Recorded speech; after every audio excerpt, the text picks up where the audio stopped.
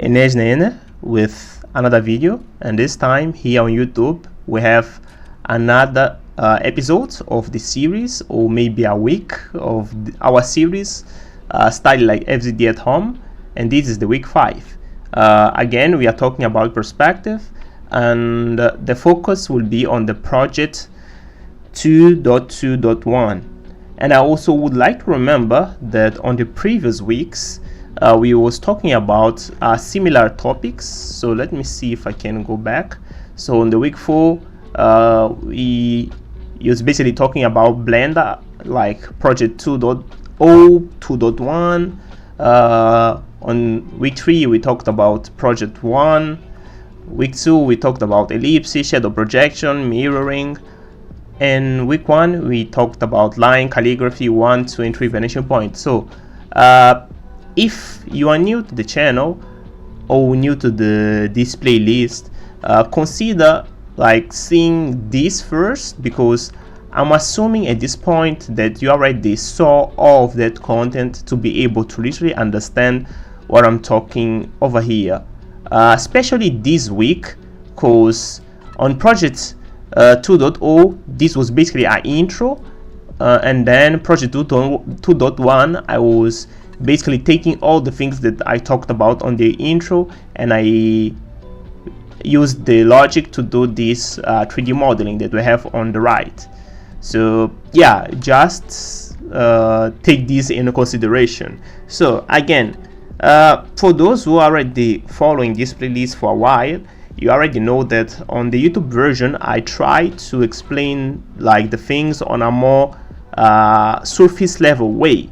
So if you want to have like the full experience, where you literally have access to the files that I'm using here, you have access to the full recording of the process without kind of time lapse or acceleration, like extreme acceleration, you can literally follow it on my Patreon. And you also have access to my classroom and a lot of benefits on my Discord. But let's talk about specifically about this content, and I will explain this again on a surface level way. So basically the idea of the project 2.2.1 is basically to be a continuation, I think that I can say like that, of this 2.1, cause here we managed to like make a model for my setup, but this is kind of a small area. So rather than focusing on the close shots, I want to have something that is more, what can I say, an overview of entire environment. So for this I decided to basically go to a cathedral.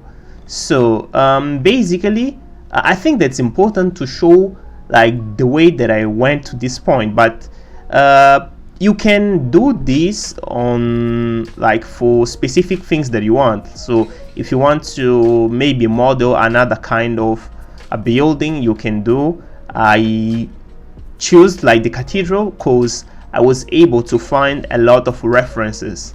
So let me go. This is my PureRef. This is also available on like the Google Classroom for those who are member of my Patreon. But let me try to explain like my process to literally do this. Let me put like this window on full screen. Okay, maximize is Control F. Okay, so what I did first, I had like ideas. I wanted to do like a old building because I like this kind of architecture. My first idea was to do like a building of CFM. Basically is like I don't know how to, let me like put on translator. Let me see.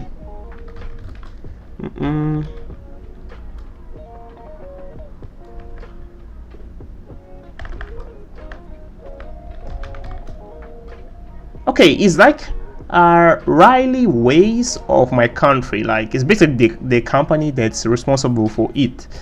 And I literally found like the photos of the buildings and all the stuff, but wasn't enough to have like a clear version or a clear view of what I wanted. After that, I tried to do this building over here. Let me see how can I translate this to English. So this is in real time. I will not cut this.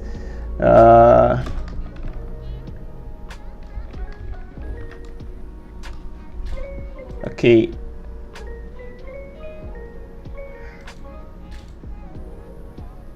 So it's basically the city council like building. This one and also this one is of the city council building, but I wanted to make like to model this specific building. But you can see that you have a lot of layers of complexity, like you have the ground level, the first floor, and yeah, and I also searched for like the, what can I say, the blueprint of like the top view. And yeah, I just found one image, so I was like, oh god, how I can do this without even being able to see inside the building. So I was like, okay, but let me do the thing that I was imagining first, that was this cathedral. So basically you can see that these buildings are close, and I was able to find a lot of images. Like, I'm able to find like front view, side view, top view. This was an image from Google Maps or Google Earth. What's next? Let me just I also found like image from inside. So I was literally able to have like a clear view of this entire environment. And I also found like videos on YouTube, like from people that I was filming it using drones. Like, for example, these images, I think this was now this isn't an image from a drone. I think that was a person on another building that is closer to this part. But yeah, I also found images from drones, and yeah, this kind of things. I also found videos from people like basically walking over here with the camera, and I was able to have like a kind of human scale view.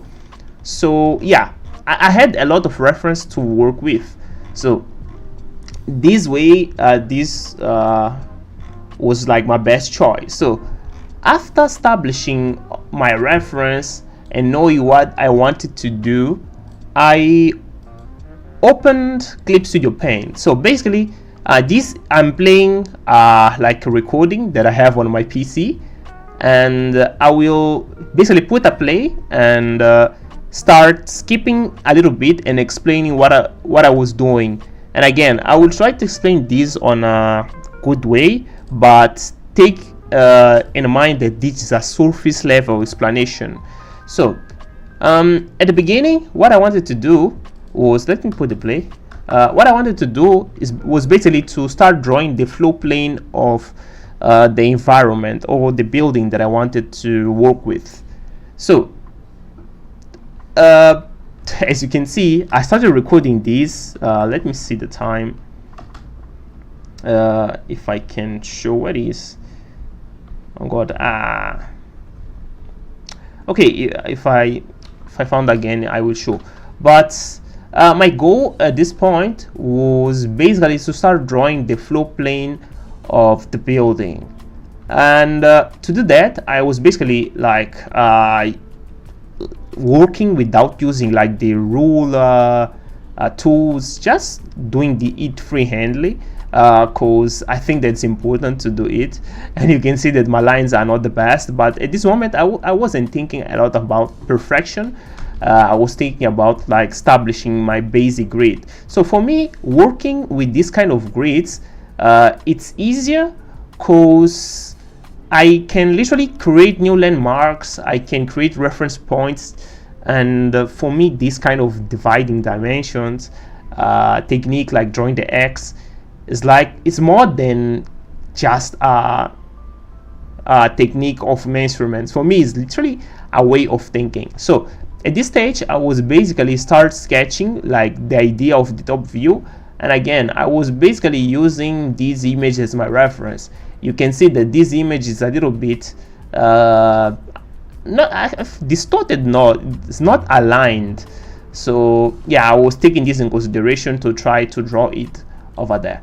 So yeah, this is kind of straightforward, like start drawing without thinking a lot about like the accuracy on the lines, but I was trying to make sure that the spacing of the objects was accurate, and I also was scaling. So I prefer to do this freehandly because I'm literally able to basically change the things that I feel that are not accurate. If I started like just drawing all the things like with the final line, I would think twice or more than one time or two times maybe to change something, because I would be afraid of losing my lines that are already made perfect. So working with imperfection for me at these stages is like the best way to avoid problems in the future. So as you can see, I also selected this part, I moved it backwards to adjust because I was feeling that the thing wasn't accurately placed. So yeah, this is a kind of changing the scale, adding new details, and making sure that all is aligned with my top view. And you can see that again I was like, okay, this isn't fitting, so let me scale this again and make sure that all is in place. So you can see that yeah, on the end of the day I basically changed a lot of things, and on this stage I saw that yeah, I needed to create more spacing on the middle because the space that we had over there wasn't enough. So yeah, this way I was like, okay, yeah, now I can work with this and I can advance. So yeah, just to emphasize that it's important to try new things. So at this stage I was more confident with the base drawing, so I basically decided to start putting like the lines using that kind of straight line tools. As you can see, I was doing the same thing, like using this kind of measurements, as you can see.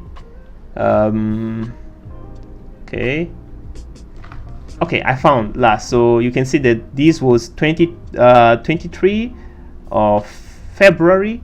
So you can see that we are on the month of 6. So yeah, I will explain later why I'm just dropping this video right now, and but take it in mind. I will explain on the end of the video why this video is coming too late. But yeah, I was basically managing to do the lines and making sure that my reference points was over there. So again, for me this is a good way to find the measurements, but I don't really suggest to you to be so stick with these perfectional lines, but for me it works pretty well. Okay, so I was basically creating new reference points to make sure that all the things that I will draw on this side will be perfectly placed on the other side. So yeah, when I was happy with kind of the result that I wanted, I've moved to basically start like drawing it on top of these lines. So this recording, I think that ends over here. So let me open the next one. So this is the next recording, and okay, as you can see, these have like 2 hours and 25 minutes and 23 seconds. So the idea over here was basically to start drawing the lines based on the previous drawing, but taking into consideration these reference lines that we have, like these straight reference lines. So I started by trying to do it. I was seeing that the thing was working, but at certain point I saw that okay, trying to do this will not work, and I basically decided to leave all of this and try to do another thing, because I wasn't feeling that the dimensions that I was working over here was accurate comparing to the reference that I was seeing. So what I decided to do was to go to take that image and put inside Clip Studio Paint and try to basically deconstruct this top view by myself. So I was basically doing the same thing, like creating the grids, and I was also taking in consideration the fact that the thing wasn't aligned. So yeah, I was taking it in consideration and making all the adjustments. So yeah, I was make my grid here again with these kind of lines, and I also used another lines to do the horizontal. Where is the horizontal lines? So okay, with the red lines I was able to do like this kind of grid with this red line, and with this I was basically able to start drawing like the top view that I wanted. So yeah, so this way I managed to find a balance between like the reference that I have and also the thing that I was imagining with the other drawing. So here I decided just to draw one side of the building, because if I already have one side, I can basically mirror it to the other side and have like the final piece. So yeah, these kind of symmetric buildings are easier, because yeah, if you do one side, you basically have the other one.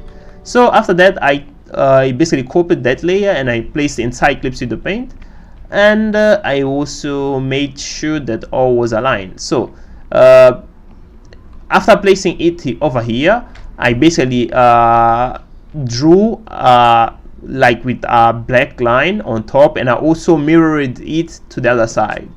And on this side, I was basically starting to think about drawing the side view. So I basically paused the recording and I forgot to record this specific part of the process. But let me explain what I was doing before. So I opened this image. Where is the image? Let me see, it was this one with the watermark. So yeah, credits for the artist. I opened this image over here, and my idea was basically to understand like the number of elements that we have going on this axis and also going upwards. It's kind of finding like the y-axis and the z-axis. So it was basically what I wanted to do. I want to know how many cubes we have on the side view and how many cubes we have on the front view, on the top view. So yeah, was basically what I was doing over here. So let me see, I think that the sound, yeah, okay, sound, let's go. So I first drew a cube over here, and then I started multiplying this cube going towards the left. And you can see that I don't have like vanishing points inside my scene. I was basically following the failing and the lines that we have. So basically this cube is following the same perspective of this one. So I can basically draw a line that passes through the top part, draw a line that passes to the bottom part, and start multiplying these. So if we count these, we have like 1, 2, 3, 4, 5, 6, 7, 8, 9, 10, 11, 12, 13, 14. So we have 14 rectangles over here on the y-axis, and the same thing I did on the z-axis. I'm talking about vertical lines. So let's go and try to count. So we have basically let me put a play. I think that I will find a good frame. I don't know. I don't know. Let me see. Okay, but it's basically like 1, 2, 3, 4, 5, and then I think that was 5 dot 25. Like was 5 plus 1 quarter. I think was something like that. But I will see if I will find. But basically, I was counting these to be able to accurately draw these cubes over here to the side view. So after, okay, let's count like 1 2 3 4 5. Yeah, is that 5 and plus 1/4. So with all these measurements, I duplicated these because I wanted to make sure that I was finding the correct dimension. So basically, each cube over here was representing a specific measurements that I did on at the time. I don't know what I was doing. Like, I think that like 2 cubes, 03 was representing 1 cube over there, or 4 cubes. So yeah, not cubes, well, squares. So like 1 square represents 1 unity on the other side, and all this stuff. So it's basically kind of a ruler. So yeah, with all gridded, what I did was I went back to this image, and I also wanted to see like the relationship between this and the ground level. So yeah, I made kind of a measurements over here to literally see accurately see if the thing was accurately placed. So let me go back because this crashed. So yeah, I was basically okay, this is the reference point for the ground, and this blue line. So I was basically also seeing like the stairs, like the behavior of the stairs. So I went to the front view, and I also mapped where I should place the stairs. Okay, now I already have like the correct measurements to literally draw it after, or model it after. After that, the idea was basically to start like working on the side view itself. Like so what I did was I basically rotated my canvas, and I started like transferring these dimensions to the side view. So yeah, this is kind of a straightforward, because I already know the height, and I already know the space that each part will use on my grid. So it's basically transferring the dimensions, as you can see. And I also was making measurements on this side to make sure that all was aligned. So I will try to speed up this, because it's kind of I don't want to say this is the kind of a boring part, because it's important to literally understand, but I think that you are getting my point. It's that kind of things that if I explain one time, it's just a matter of you paying attention to the explanation and trying to execute. So you take the measurements on this side, you put over here, and you use like the measurements that you made to make sure that all is in place. So this structure, I think that I didn't really use this on the end of the day, but it was important at this specific moment, because I wanted to make some measurements. But wasn't a thing that I used, because when I basically stopped like working with this, I literally forgot the measurements that I was making over here. So yeah, it wasn't a good idea. So after that, I basically copied this grid and I placed on the side, because I wanted to start working on the front view. So to work with the front view, I was basically using these lines, moving like this. And I also, as you can see, I deleted like I deleted a specific part, because I was counting the number of cubes that the number of squares that I required to represent like the front view. Because if we count this number, it needs to be the same over here. So yeah, this way I was able to literally connect these points. So if I want to transfer dimension from here, I basically just move to the right, and then I found the reference point, and I move upwards. So it was basically this idea. So yeah, and to represent this front view, what I did, I basically was using these 2 images as my reference. You can see that this image is on a kind of a fish eye lens. So yeah, it's a little bit hard to have like use this as a reference, but on the other hand, this one helps, and also this one helps. So this for sure was the reference that I was using, because yeah, I'm literally able to see the details and all the stuff. So yeah, so I was basically drawing all of this, and also transferring these dimensions to the side, so you can see. So yeah, yeah, this was basically the beginning stages where I was drawing the orthographic views, and when all was in place, what I did was basically taking screenshots of each view, cause I wanted to use it inside Clip Studio Paint. So here I was basically writing the information, the date that I was doing this thing. So after that, with all in place, I opened Blender.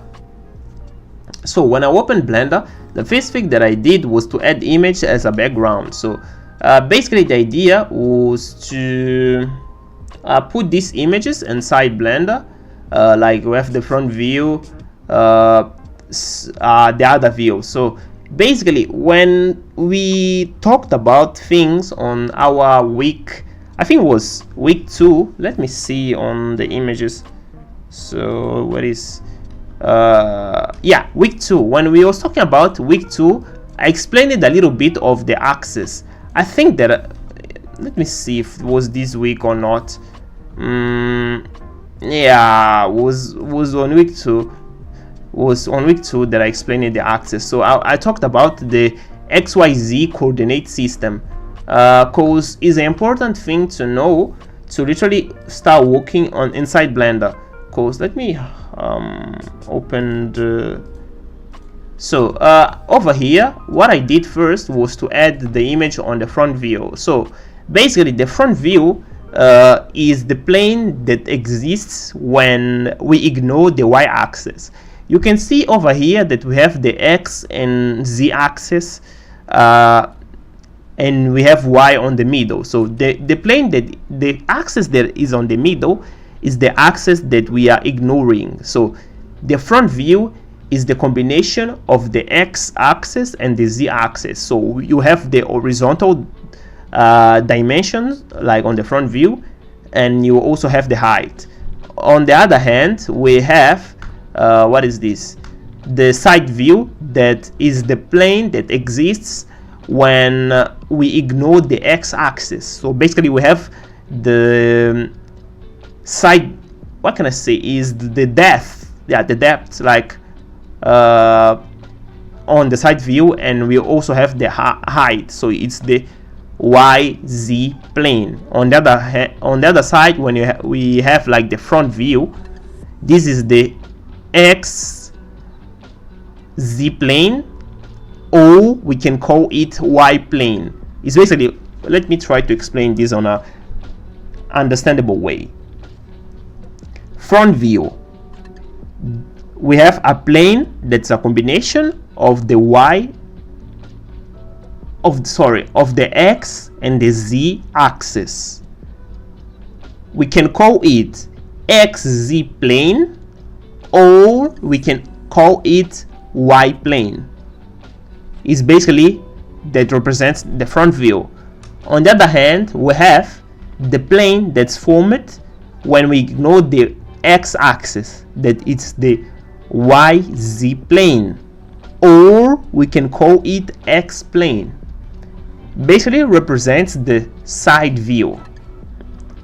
And for the top view, the last one, we have the plane that exists when we ignore the Z axis. We can call it XY plane, or we can call it Z plane.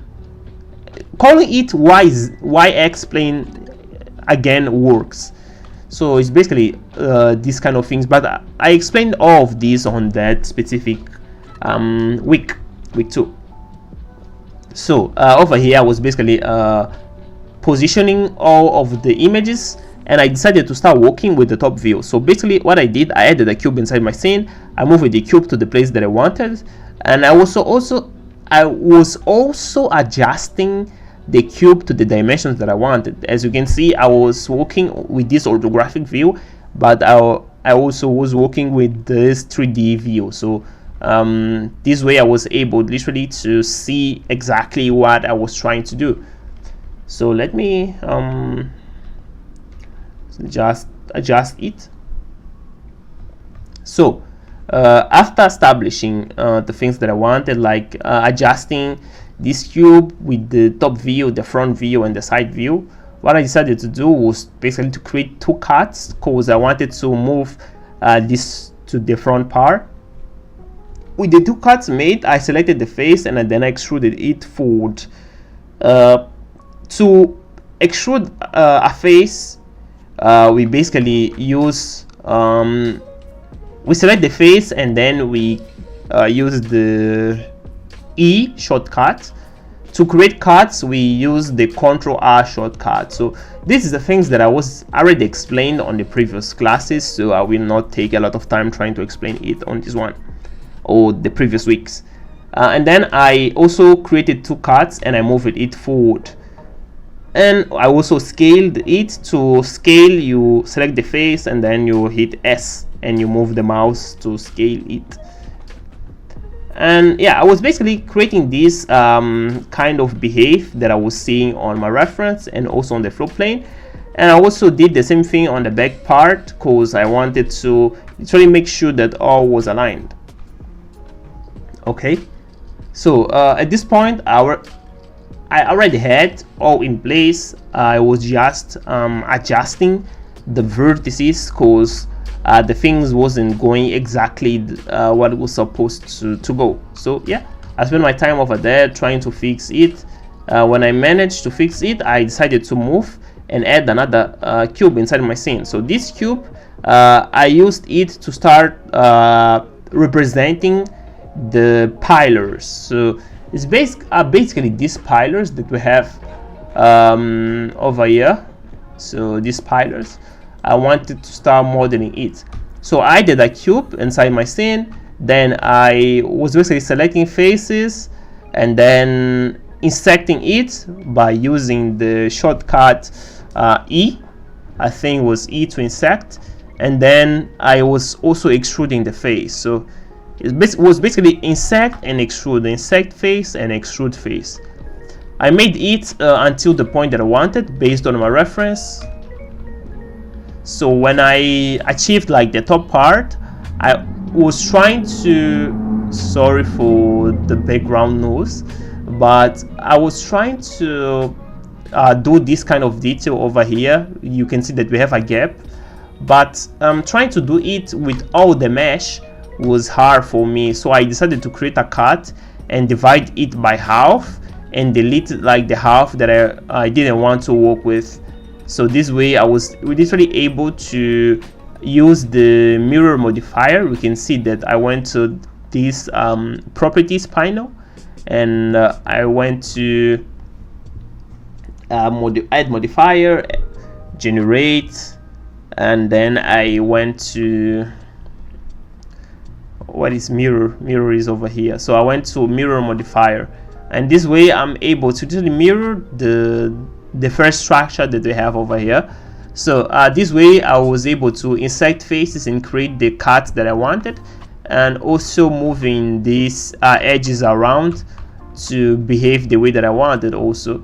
So with this, what I did was basically I selected these faces, like the face over here and the face behind, and then I bridged it. So this way I created this kind of behaves, and the next step was basically to delete all of this part on the middle. Like I deleted the edges and I was able to create the thing that I wanted. So the idea was to do the same thing on the side view. So I spent my time over there just editing it and also changing the behave, as you can see.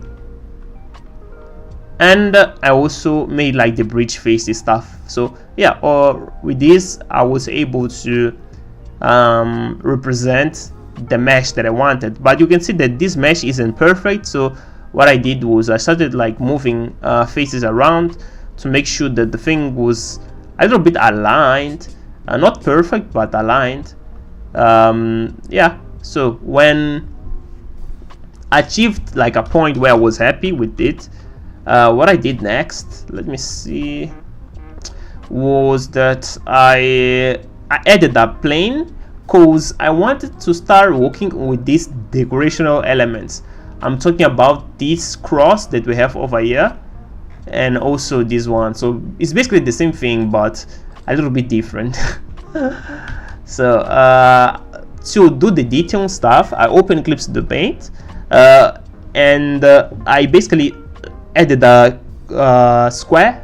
I divided it. Again, for me this works perfectly because I'm able to literally think about all of the lines that I'm putting as like reference points. So I was basically dividing it again and again and again, and when I realized that, okay, yeah, I already have all the marks, all the reference points that I wanted, I basically started working with this red line, and yeah, I basically drew like the cross that we saw on the pillar. So yeah, with this was basically my reference. I basically take the screenshot of it, I put inside Blender, and inside Blender I moved it as and I placed exactly where I wanted, and I selected the plane. What is the plane? I selected the plane and I started basically cutting using the knife tool. Knife tool is basically this tool that we have over here. This tool, you can use it by clicking, or you can use the shortcut K. And just to remember, we have to be on the edit mode, and I already explained all of these on the previous videos. So yeah, I basically did the things, and my focus was to do it on one side because I can basically mirror all to the other one. So yeah, with all in place, I basically used again the mirror modifier, and with this we have our cross. I moved it to the point that I wanted, and when I was over there, I basically used the mirror modifier on the cross to mirror it to the other side. Okay, as you can see, and after that I duplicated, and I also used the mirror to put on this other side also. Okay, when I was happy with it, I decided to basically create kind of a volume.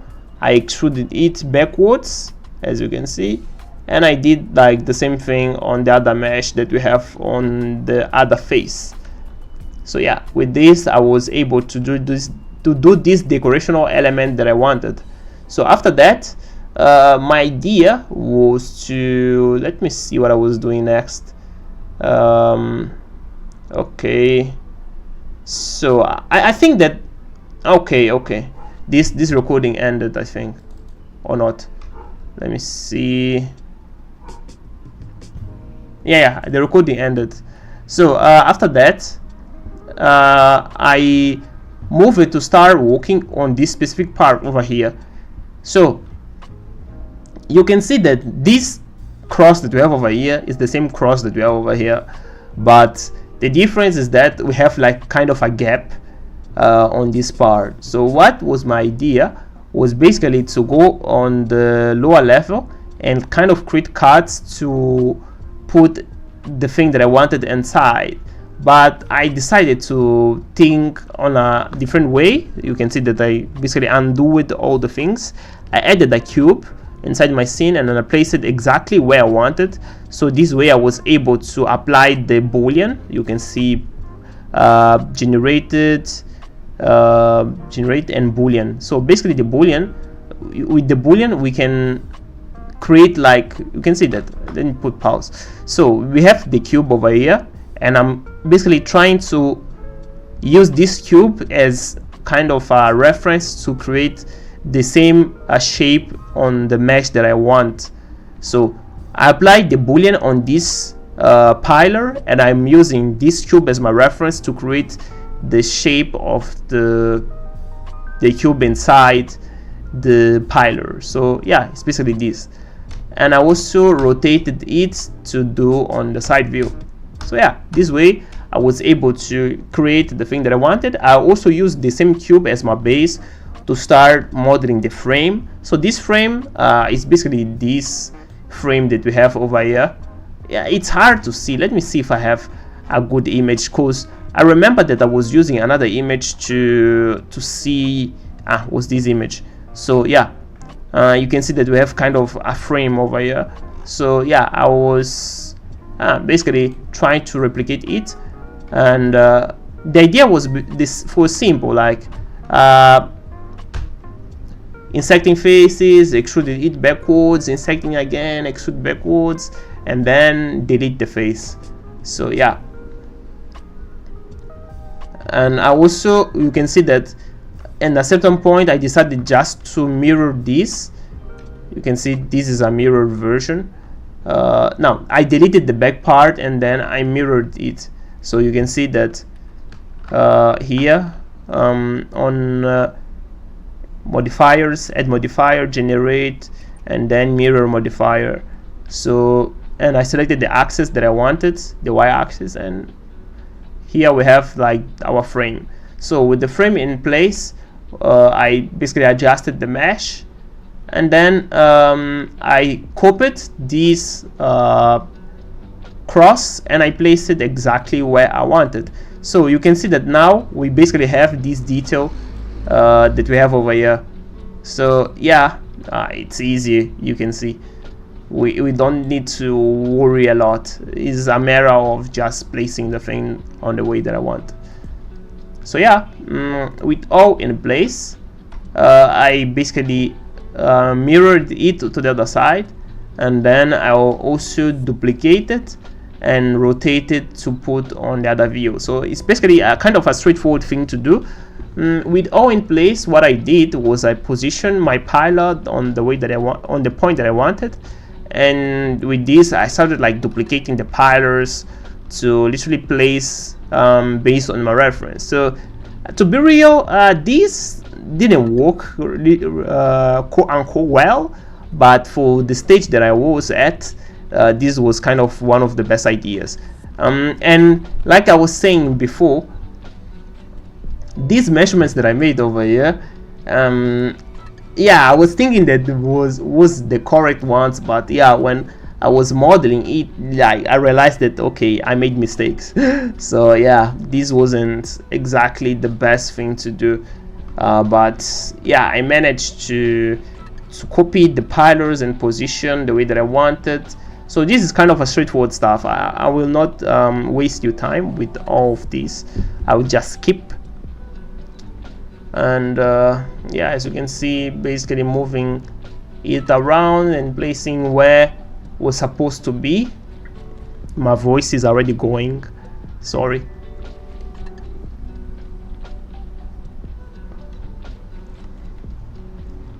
So when I achieved the point that I wanted, what I did was I basically started moving the pillars that I wanted to move upwards, because based on my reference, each pillar has kind of a different level. So with all in place, I started working on kind of the details of the stairs. So for the stairs, what I did, I copied this frame, and what I was doing basically was trying to represent these kind of details that we have over here. So these ones, these details where we have the frames over there.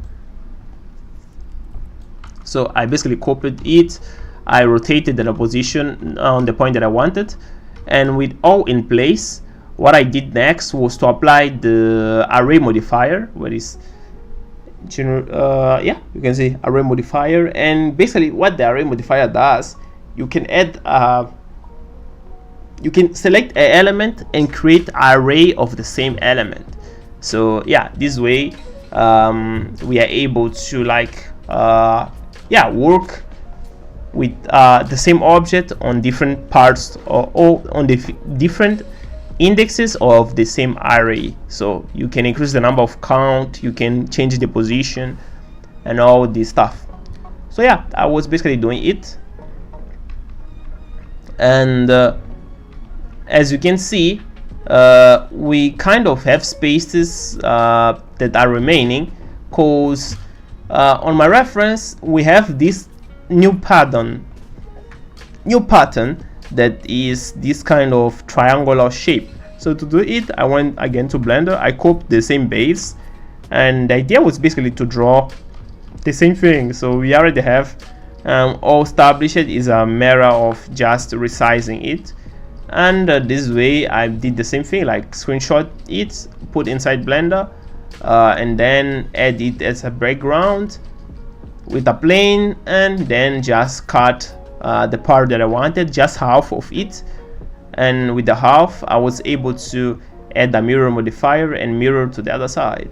So yeah, this way I basically was able to do it and I position on the point that I wanted, and after position it, I basically select the face and extrude it. So yeah, this way I was able to create the pattern that I wanted, and I also applied the array and I basically positioned this on the point that was supposed to be. Okay, nice. We already have all in place. Let me see. Just keep it a little bit, and you can see that I basically copied this to the right, because on this specific part we will have like kind of an inclined plane, and we will use this to do like that kind of normal stuff. So the handrails, yeah, I think so. Yeah, I was basically changing the behave on the z-axis, I'm talking about height, and I was adjusting it manually. So with all in place, I basically added a cube, another cube inside my scene to model the handrail itself. So added a cube, I moved it forward, rotated, and then the idea was basically to create cuts on the bottom part and then extrude it downwards. And after that, my idea was basically to create cuts over here to fit this properly. So yeah, I did it by hand. You can see that I created cuts over here. So cuts, I was basically cutting these faces until the point where all was in place. And then what I did was basically to select this and mirror it downwards, so you can see, and then place the point that I wanted. So yeah, this way I was able to represent the handrail, and then I move it to the next stage. So the next stage was basically to work with these normal cubes and try to represent the same thing. So the unique thing that changed over here was that I needed to kind of change the behave of the elements or decorational elements. So if the cross was the first one, I needed to move it to the second point, and then move the triangular stuff to the first one, basically it. So yeah, I changed the scale, I placed it accurately, and then I added a cube. With the cube, I was basically started to model in the handrail, and you can see that I was also using the top view as my reference. So yeah, it's like mixing elements, like you can work with the top view, the other views, and all this stuff. So yeah, nice.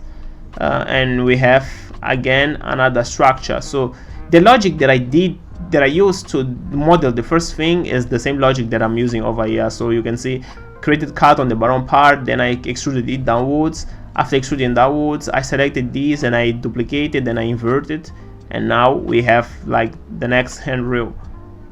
And we already have like the first one. The idea is basically to copy all of these, and okay, the recording ended. I think that this is the next recording. Okay, yeah, it's this one. So the idea now is basically to copy all of these and duplicate and put on the side view. So yeah, we are basically recycling the things that we already used on the previous part, because yeah, it's easier, and we will not need to redo a thing that we already did. So yeah, the idea is basically to adjust the mesh to fit properly on the point that I want. So to this other side, the idea is basically to copy this again. You can see what is the, yeah, I basically copied it and I moved to this part. This that we have over here is basically copying this and putting over there. So yeah, you can see that we are repeating the same cycle again and again and again. But at this stage, I was also using this top view as my reference to make sure that the alignment that I was doing was accurate. So at this point, we are facing again a inclined plane. So the idea was basically to copy this handrail and put over here. But as you can see, these handrails are different. So we need to change a little bit the dimension. So I was basically scaling it, changing a little bit the properties to fit properly inside this specific part. And in a certain point, I basically decided to move this pillar. I think that I moved it upwards or downwards. I don't remember, but I needed to adjust this pillar because it wasn't accurately placed. So yeah, I also adjusted this mesh because it was passing through the buildings or through the surfaces, the pillars and stuff. So yeah, I needed to kind of create cuts manually. So you can see that over here I was basically selecting it and create cuts to basically erase or delete the parts that I didn't want to show. So yeah, after that I copied this and I moved it to this specific part. You can see this is a kind of doing the same thing again and again and again, but I'm trying to explain this because I think that's important to you to not have kind of a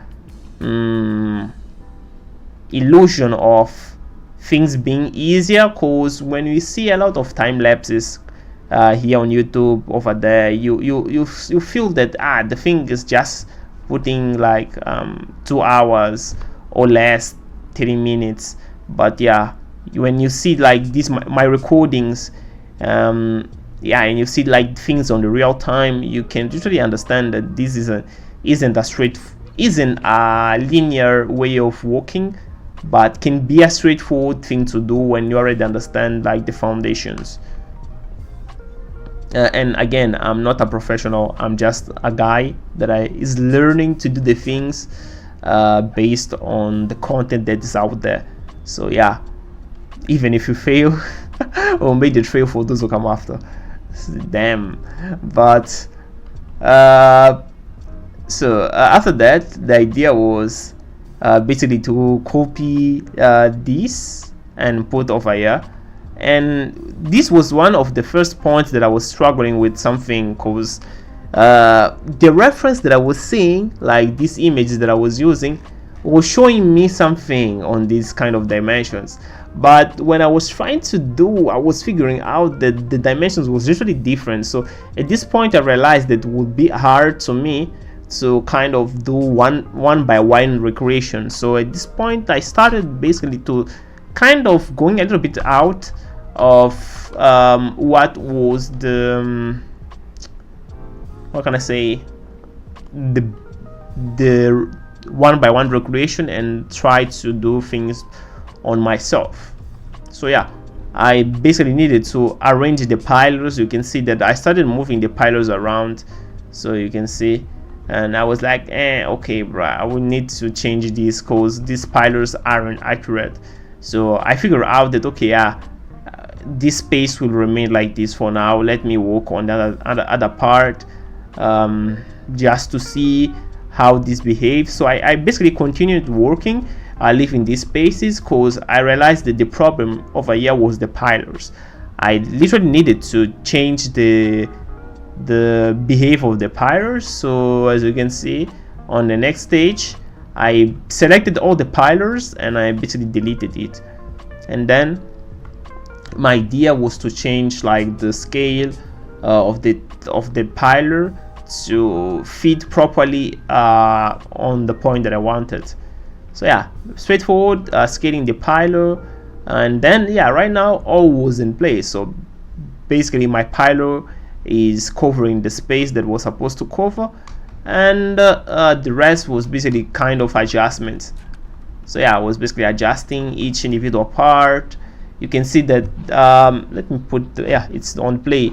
You can see that right now the things aren't following exactly the lines, but up closer to the lines, because I started going a little bit out of the things that I already draw, to have like kind of more freedom on the choices that I'm making. So yeah, was basically what I was doing at this stage. So again, my voice is going but yeah, you can see that I needed to change a lot of things, but I use all of this experience as kind of learning how to not do something, because yeah, when I try to do this again, I will be able to literally solve a lot of problems that I already figured out how to deal with, or avoid the problems. Okay, so yeah, I was basically adding the pillars, straightforward stuff, but I will try to speed up because yeah, we don't have a lot of time, and we have a lot of other things to explain on this video. So yeah, straightforward, just adjusting the pillars. Okay, nice. And I think that yeah, the recording ends over here, where when I added another cube inside my scene. So this cube represents the ground level of the front part of the cathedral. So yeah, like this we can basically represent the flow plane of this specific level. So yeah, this was kind of the last step of this recording, as you can see. So yeah, after establishing this, I moved to, let me see the next recording. Next recording is this one. Okay, yeah, next recording. So after establishing this, I basically added another cube because I wanted to start modeling the stairs. So to model the stairs, what I did was basically with my cube selected, selecting an edge, and then using the bevel to like Control B, and with the bevel selected, I was able to literally increase the number of cuts by using my scroll wheel up or down. So with this, I'm able to kind of create a soft transition between the edges and also the behave of my mesh. So again, sorry for the background noises, but yeah, we have nothing I can do. So at a certain point, I decided to go to the properties because I wanted to create kind of the feeling of a stair.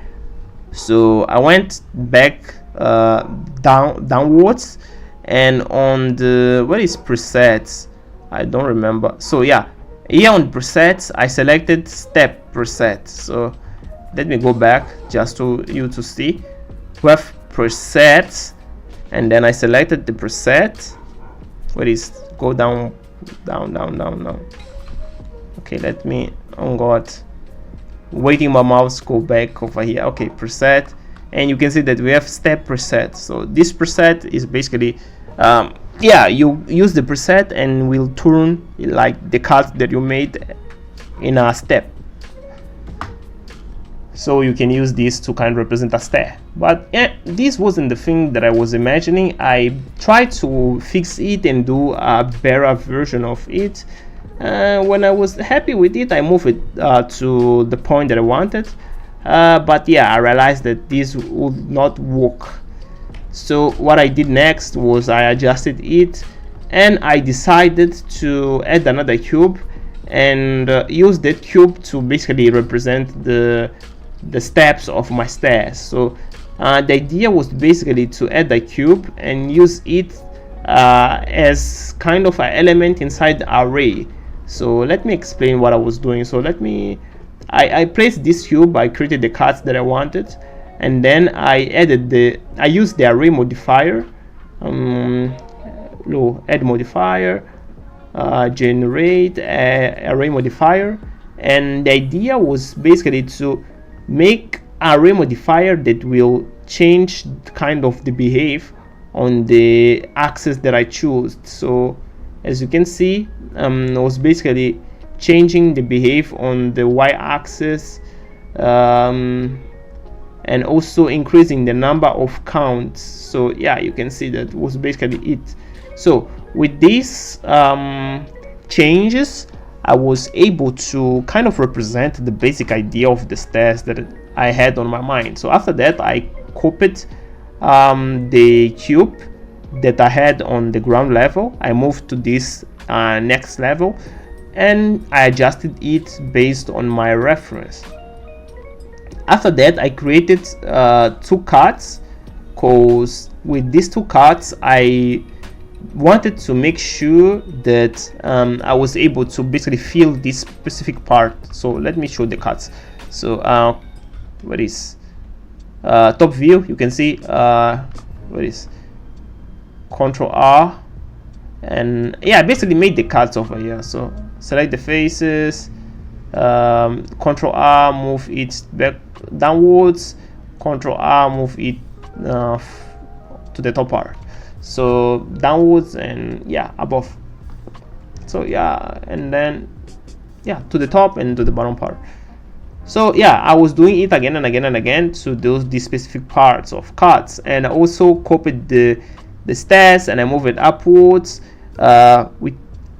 With it in place, I basically increased the number of counts inside the array. You can see we have like 12, and we will change it to fit properly on this. So we have 23, and yeah, this was the basic idea. And then with the stair established, I move it back and I started adjusting a little bit the stairs for this specific level.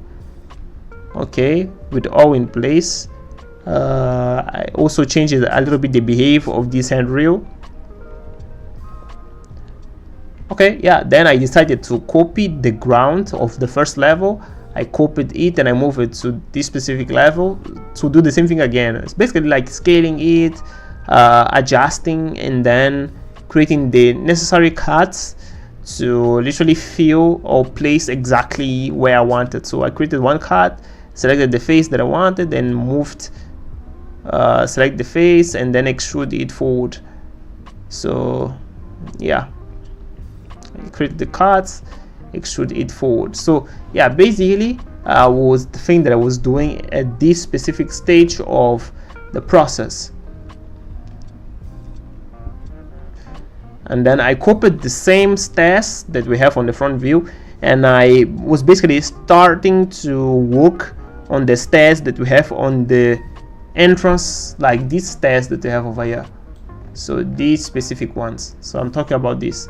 So I was basically starting to work on it. So yeah, I added the cube. Yeah, I added the cubes that I was basically applying the array. I rotated it to the side view, and then I decided to create a cut and extrude it yeah, this way. So I was basically able to represent 2 parts at the same time. So after that was basically to adjust the array modifier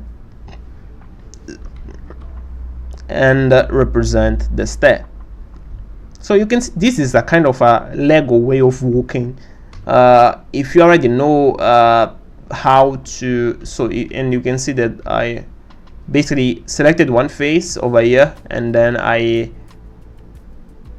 moved it to close like the top part. So, and after that I placed it another level. So yeah, you can see that if you already know like the basic idea of what you want, it's a matter of adjusting. And all the measurements that I made before are literally important to this specific stage, because now I'm not guessing things. I already have like the basic idea of what I want. So yeah, this kind of adjusting the stairs is kind of a linear thing to do, so I will not spend a lot of time trying to explain. So after that, I selected each bottom part of the pillars, and then I moved it top upwards, because I wanted to make sure that all was basically respecting the behavior that I wanted. So yeah, as you can see, we basically have all the pylors perfectly aligned.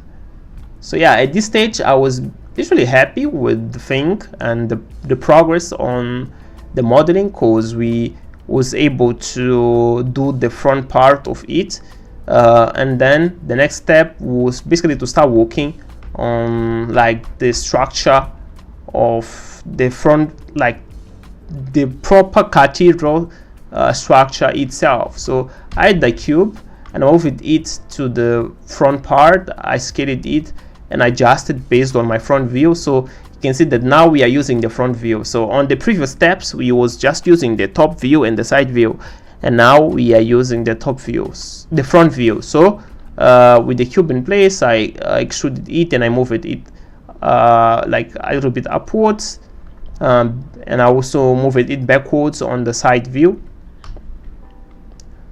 With the cube in place, what I did was to basically copy the pylor, and I moved this pylor.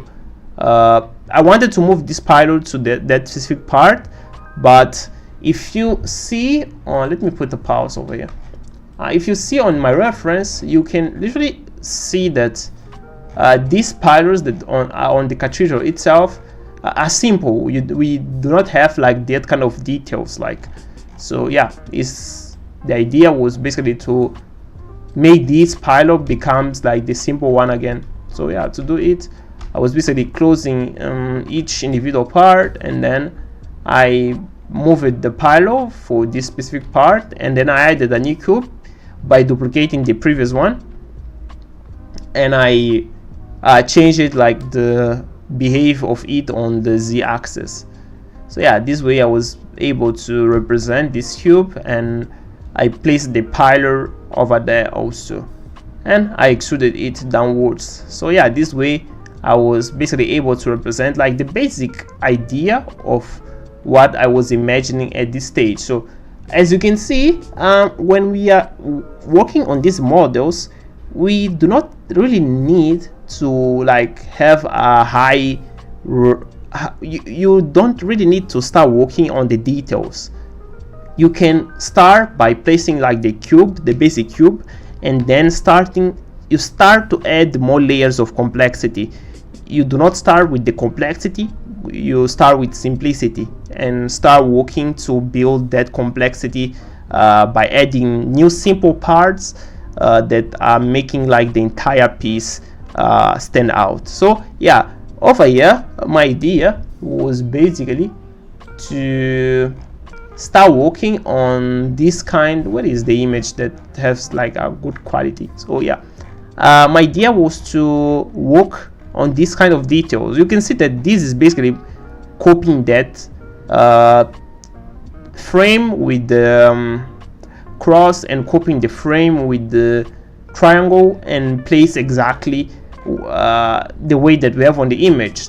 So yeah, to do that, again, using Clip Studio Paint for me is easier because I can go over there, I can use this as a base. So yeah, I was basically copying this, duplicating. This is another folder, so I saved the original ones on the other folder, and I was basically adjusting it to fit properly based on my reference. So yeah, all this kind of boring stuff I was doing inside Clip Studio Paint, because for me I can literally change things easily over here rather than trying to do on Blender. So yeah, I was basically adjusting, again looking to my reference to see if all was in place, and just to make sure I was working on this specific one, these details that we have over here. So I started by drawing this horizontal line because I wanted to make like these horizontal marks, and when I was a little bit confident with the horizontal ones, I started drawing these verticals. So yeah, I managed to draw basically all the things, and then I decided to basically take a screenshot of this and put it inside Blender. So yeah, inside Blender I added it as a background image, and I placed it exactly over here. So this is this part. So yeah, with all in place, what I needed to do was basically to copy the frames that I wanted. So first of all, I copied this cube and I I changed the scale of it on this specific axis. Or was extrude? Yeah, I think, okay, it's changed the scale. Let me see what I did. I resized it. So I resized it, and I was using it to represent this vertical line.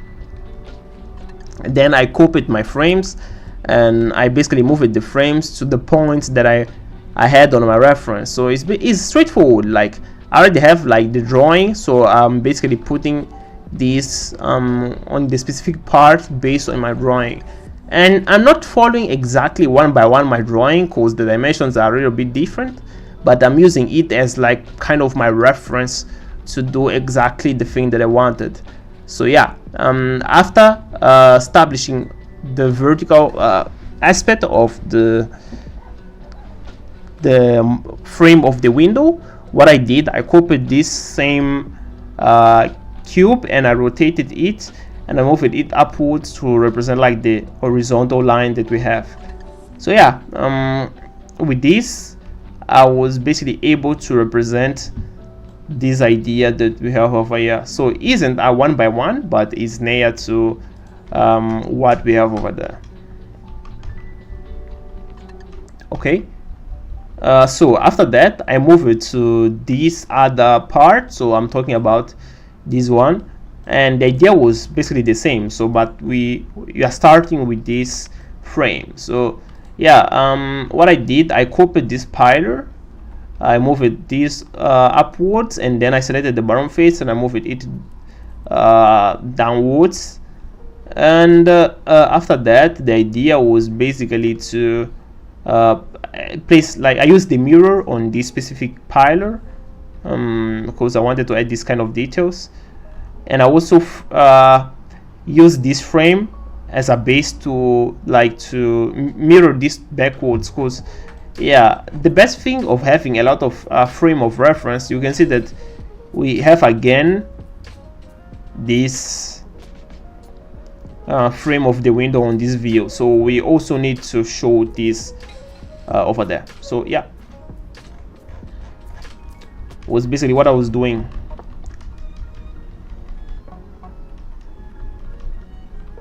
So I was basically mirroring it backwards.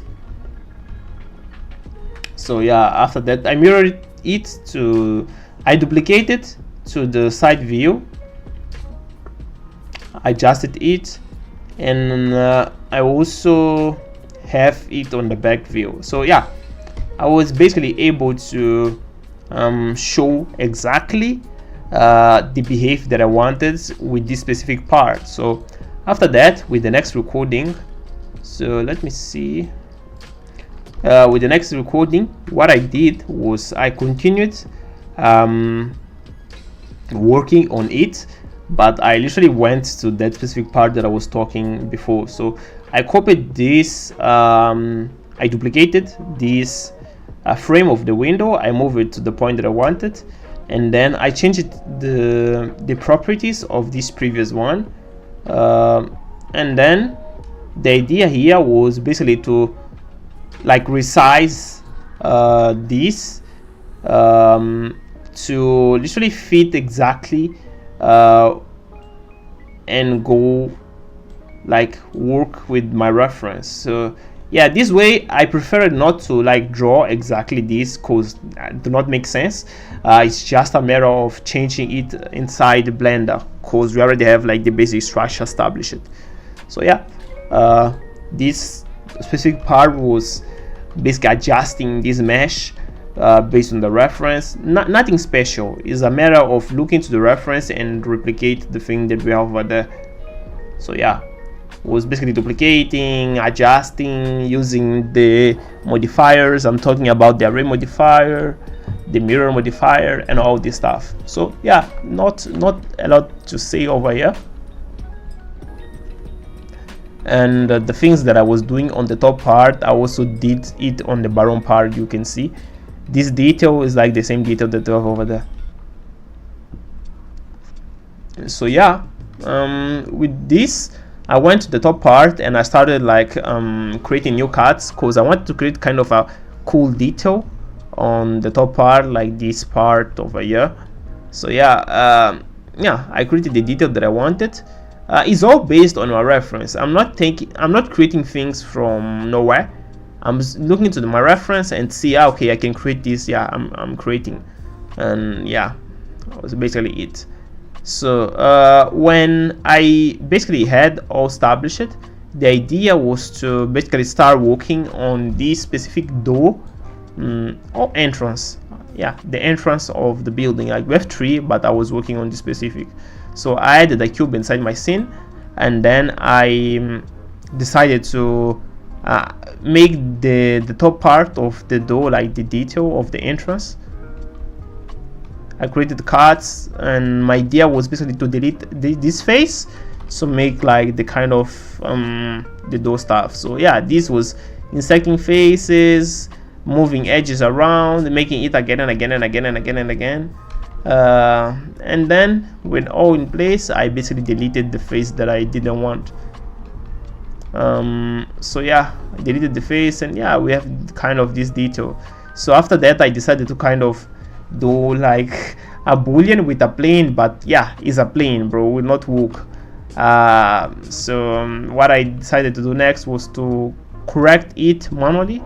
So what is my, so I basically, what is, I think that I corrected it, I think. Let me see. Not, I left it right there, and I added another cube inside my scene to start representing this tower on the middle. So with the cube on my hand, I move with the cube like I resized the cube to fit properly on this specific part, and then I basically copied this frame to this part, because yeah, it's basically the same thing. We are just changing the scale of it, and we will basically resize this object based on our reference. So again, nothing special, it's just look into the reference and do the same kind of behavior again. So again, my voice is already going, but yeah, we need to make this video and explain all to you, and I'm making my best to explain it. So yeah, this is straightforward. Just look into the reference, replicate, creating these cool details based on the reference. Again, over here I also created new cards, because I also wanted to represent and this behave like extruding along normals. I was able to like hide this kind of imperfection, but by putting the pillars over there, so pillars working, huge W for the pillars, using the array not the mirror modifier. Okay, and I used the same idea to do the same thing on the side view. So yeah, again, having different views helps, because we are able to literally see what's happening over here. So yeah, I was basically doing the same thing on the side view. I will skip this because I think that isn't interesting, because you already know what's happening over here. So yeah, I was basically adjusting it to the side view, editing the behaves, and rotating the things placed accurately on the side view. As you can see, we also needed to do this on the back view. So I basically copied it, rotated, and I placed on the back view as well. So after that, I started working on the next levels. Was basically selecting the face, insert the face, then extrude it based on my reference, and I was doing it again and again and again and again. So but what I did next before establishing this level was to copy the pillars and move it upwards, and then establish it near to this new level of the tower.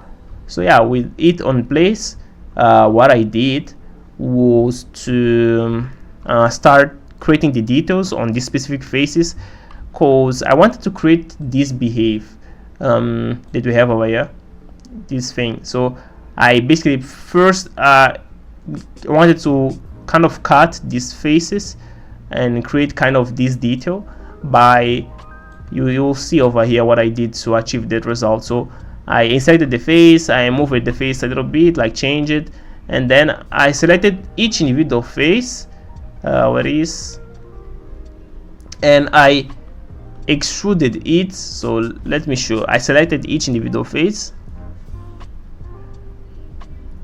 and then I extruded each individual face along normals. So was right click and extrude along normals. So this way I was able to extrude each face along the normal of the plane.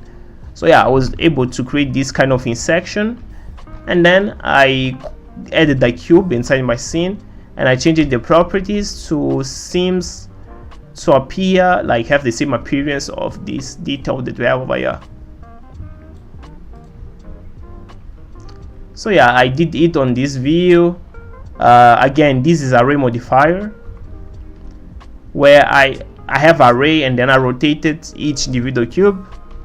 I rotated one cube and the same cube replicates the other ones, and I also applied the mirror, so all the things that I'm doing on this part will be applied on the mirror modifier also.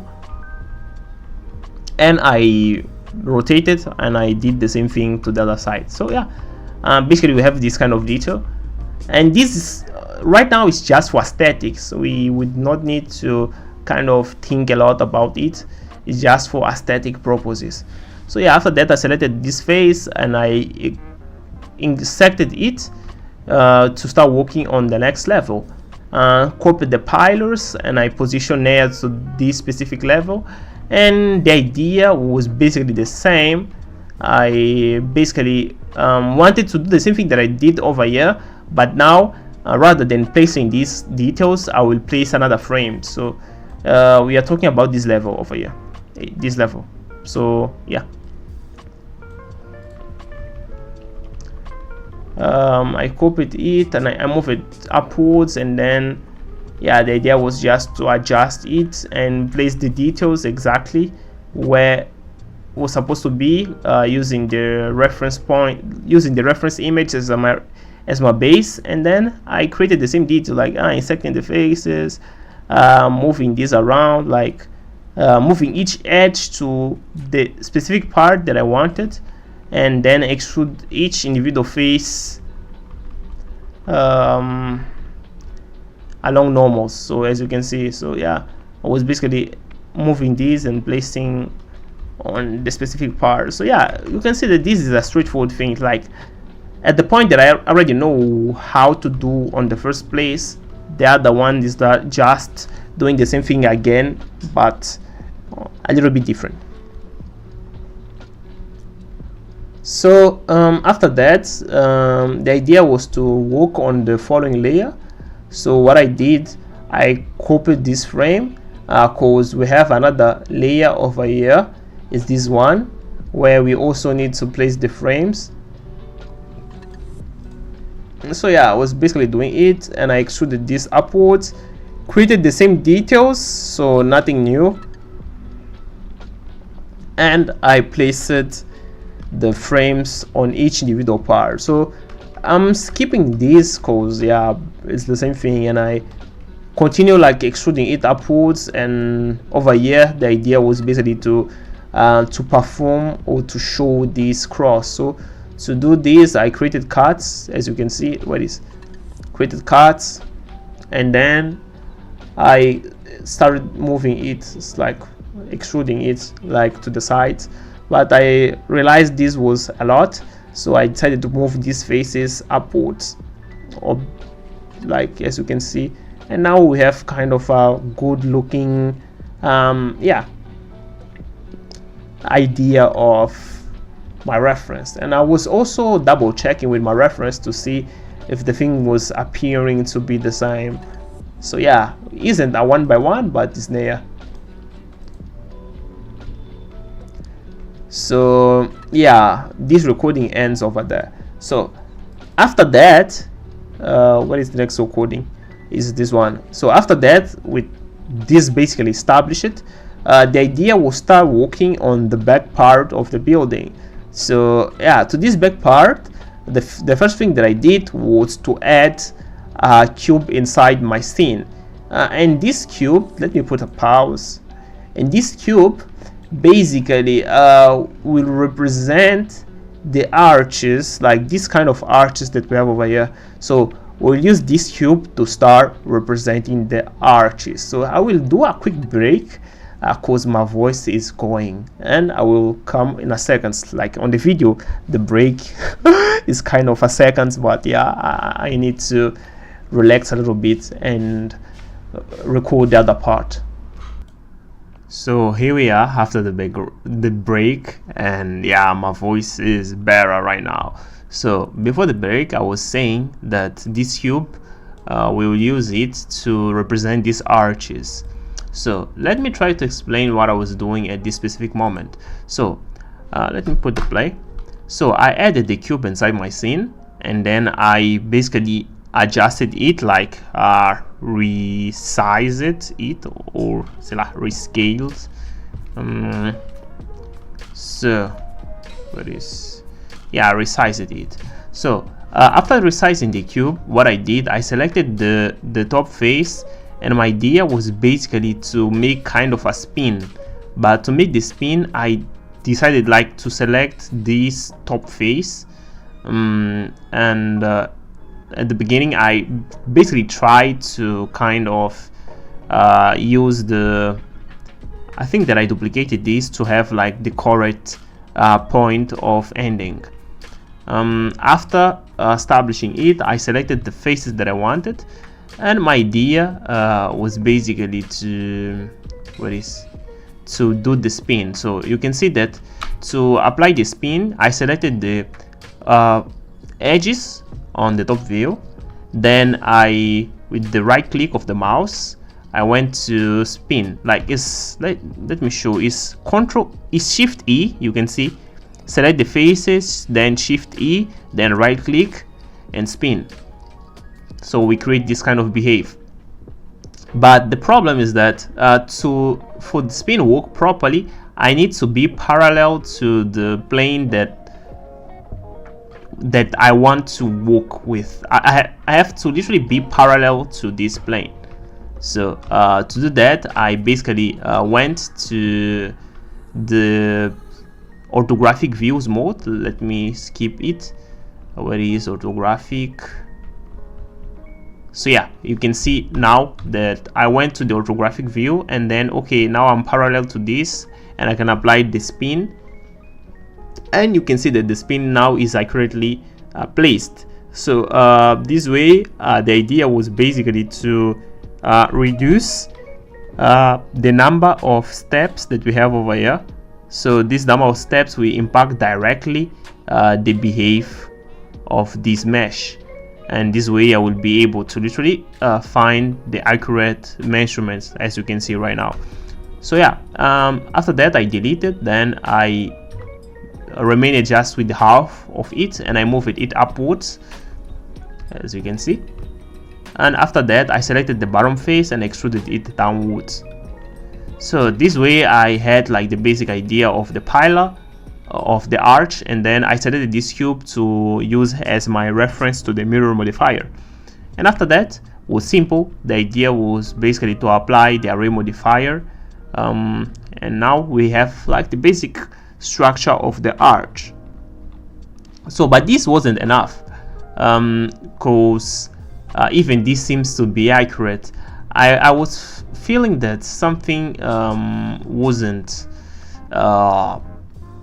like literally right with this arch, but I decided to go and just take this frame and put over there, because based on my reference, again I'm always showing this, but yeah, again I'm not inventing things. I'm seeing on my reference and putting over there.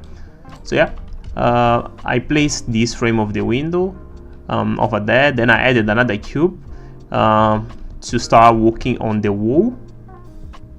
I made the adjustments, and yeah, when I placed the wall over here, I realized that this mesh wasn't properly positioned or properly made. So I decided to change a little bit the behave. With this, I needed to basically change the way that these faces are interacting. So you can see that here on the orthographic view, I was basically moving these faces, these edges around until the point that I wanted. And with this, I basically have my arch a little bit better. And then I started creating new cards, making new adjustments, because I wanted to create the same behavior that I was seeing on my image, but it was hard to replicate that same idea. So to solve this problem, what I decided to do, I added a cylinder. So with this cylinder, I wanted basically to use it as kind of my guide to follow. So yeah, I was basically changing this mesh to follow the same behavior of the cylinder. So using the same cylinder, I was thinking about using it as kind of the base to the roof. So yeah, I basically cut the parts that I didn't want of the cylinder, and and then I started adjusting it until the point that I wanted. I also made the extrusion along normals, as you can see. So this wasn't the right extrusion, but over here I think that I made the extrude along normals. So yeah, with the extrude along normals, I was able to extrude this accurately. And after that, I decided to change a little bit again the behave, and I needed to like go back to this mesh. Let me skip a little bit. So I went back to this mesh, and you can see that I was moving each one of these groups of edges, like selecting a loop cut of edges. So yeah, I was doing this manually until the point where I achieved the result that I wanted. So yeah, I started creating cuts based on my reference, like create that kind of detailing elements, arranging this frame of the window, and then apply the array modifier. So this way I'm able to represent this row again and again and again on the other side, on the other parts. So yeah. So after that, the idea was literally simple, was to edit the behavior of this window, or the frame of this window, because as you can see, the details over here are a little bit different. So we need to make something that appears like this. So yeah, I was basically deleting things that wasn't necessary and just maintaining the necessary stuff. After that, I basically moved this pillar that was over there, and I wanted to create new details on this pillar. So I basically deleted the bottom part of the pillar, and then I added a new cube, and I placed this cube on a way that would properly connect with the pillar. After that, I basically moved it back to the point that we was at, and the idea was basically to create kind of the details of this pillar. It's like kind of representing a stair. I think that you are getting my point, like this kind of detail. So yeah, I was basically doing it, and after that I just applied the array modifier on this pillar on the next steps. But over here I was basically changing a little bit the behavior of the entire mesh, cause again my arch wasn't working properly. But after solving this problem, I applied the array modifier on this pillar, and as you can see, we have it established, and this was basically arranging the mesh and making the correct spacing. So when I was a little bit confident with it, I started to create a new detail on this mesh. This detail represents this part over here. So yeah, I was creating this cut, then after creating the cut, I extruded it downwards. I moved it downwards, and yeah, we basically have something that's functional. So after this was basically time to make tiny adjustments, making sure that all was aligned. And then I decided to add a cube. Let me see if I show. No, I didn't. Yeah, okay, I did another cube. This cube represents this specific part, like this part. So yeah, I was adding this cube. I adjusted it and I added another cube, and this other cube represents this specific part over here. So let me see if I have another angle. So yeah, this other cube represents this part. So yeah, I was adding these two cubes and I was happy with it. Then I decided to go back to this frame, and what I did was I started basically to join all the elements because I wanted to apply the array modifier. So yeah, now we have the array modifier, and the idea was to basically mirror this to the other side. So as you can see, generate mirror modifier over here, and select the axis that I want to mirror it. And you can see that if I rotate my camera using this cube 149 as my reference, I can mirror it to the other side.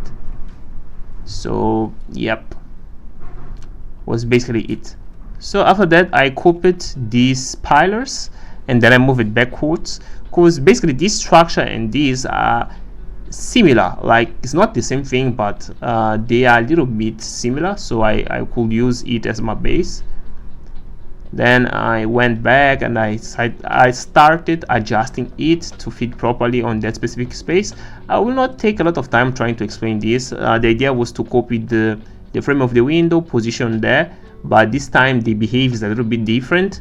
So again, looking to my reference, okay, let me see, these windows are a little bit different. So it was basically what I was trying to represent over here. So yeah, I spent my time over here changing a little bit the behave, and again I'm explaining this on a surface level because this is a kind of a straightforward thing to do, and you can literally understand the thing while I'm skipping and explaining.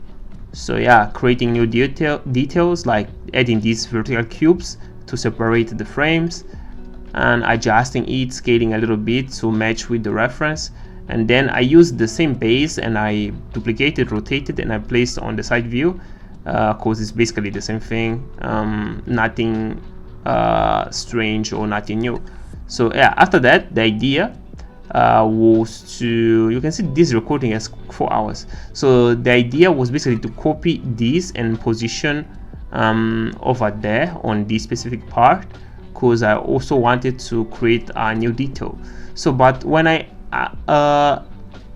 went to this point, I realized that this cube wasn't supposed to be one cube. So I basically duplicated it and I changed it a little bit the dimensions, because are different structures. I was trying to represent one structure with two structures with one cube, and this was my mistake. So I basically changed it and I separated with the proper correction. Yeah, and I also added new pillars. I added the pillars. With these, I basically needed to change the behavior of the ground. So yeah, I went there and adjusted a little bit to match. And after that, I basically started working on this specific part. So the idea over there was to create kind of a door. So let me find a good angle to show this door. But okay, this isn't. It's basically this door over here. So but on the other side, so is over here. So I was basically trying to do it. You can see that I was basically over on the 2D software, creating new cuts and inserted the face to create the details that I wanted. So this is kind of a straightforward thing. If you see, nothing special. After that, what I did, I basically take this stair and then I place it over here, because I wanted to create this detail of the steps of the stair. Nice. And then I used the mirror modifier to like, yeah, mirror this structure to the other side. And with all in place, what I did, I created new adjustments, basically selecting these faces that I wanted and move it forward. So this way I'm able to basically close the top part of the stair, as you can see. And I created new details. This is a straightforward thing to do. I also added this specific detail, and I managed to adjust this frame based on my reference.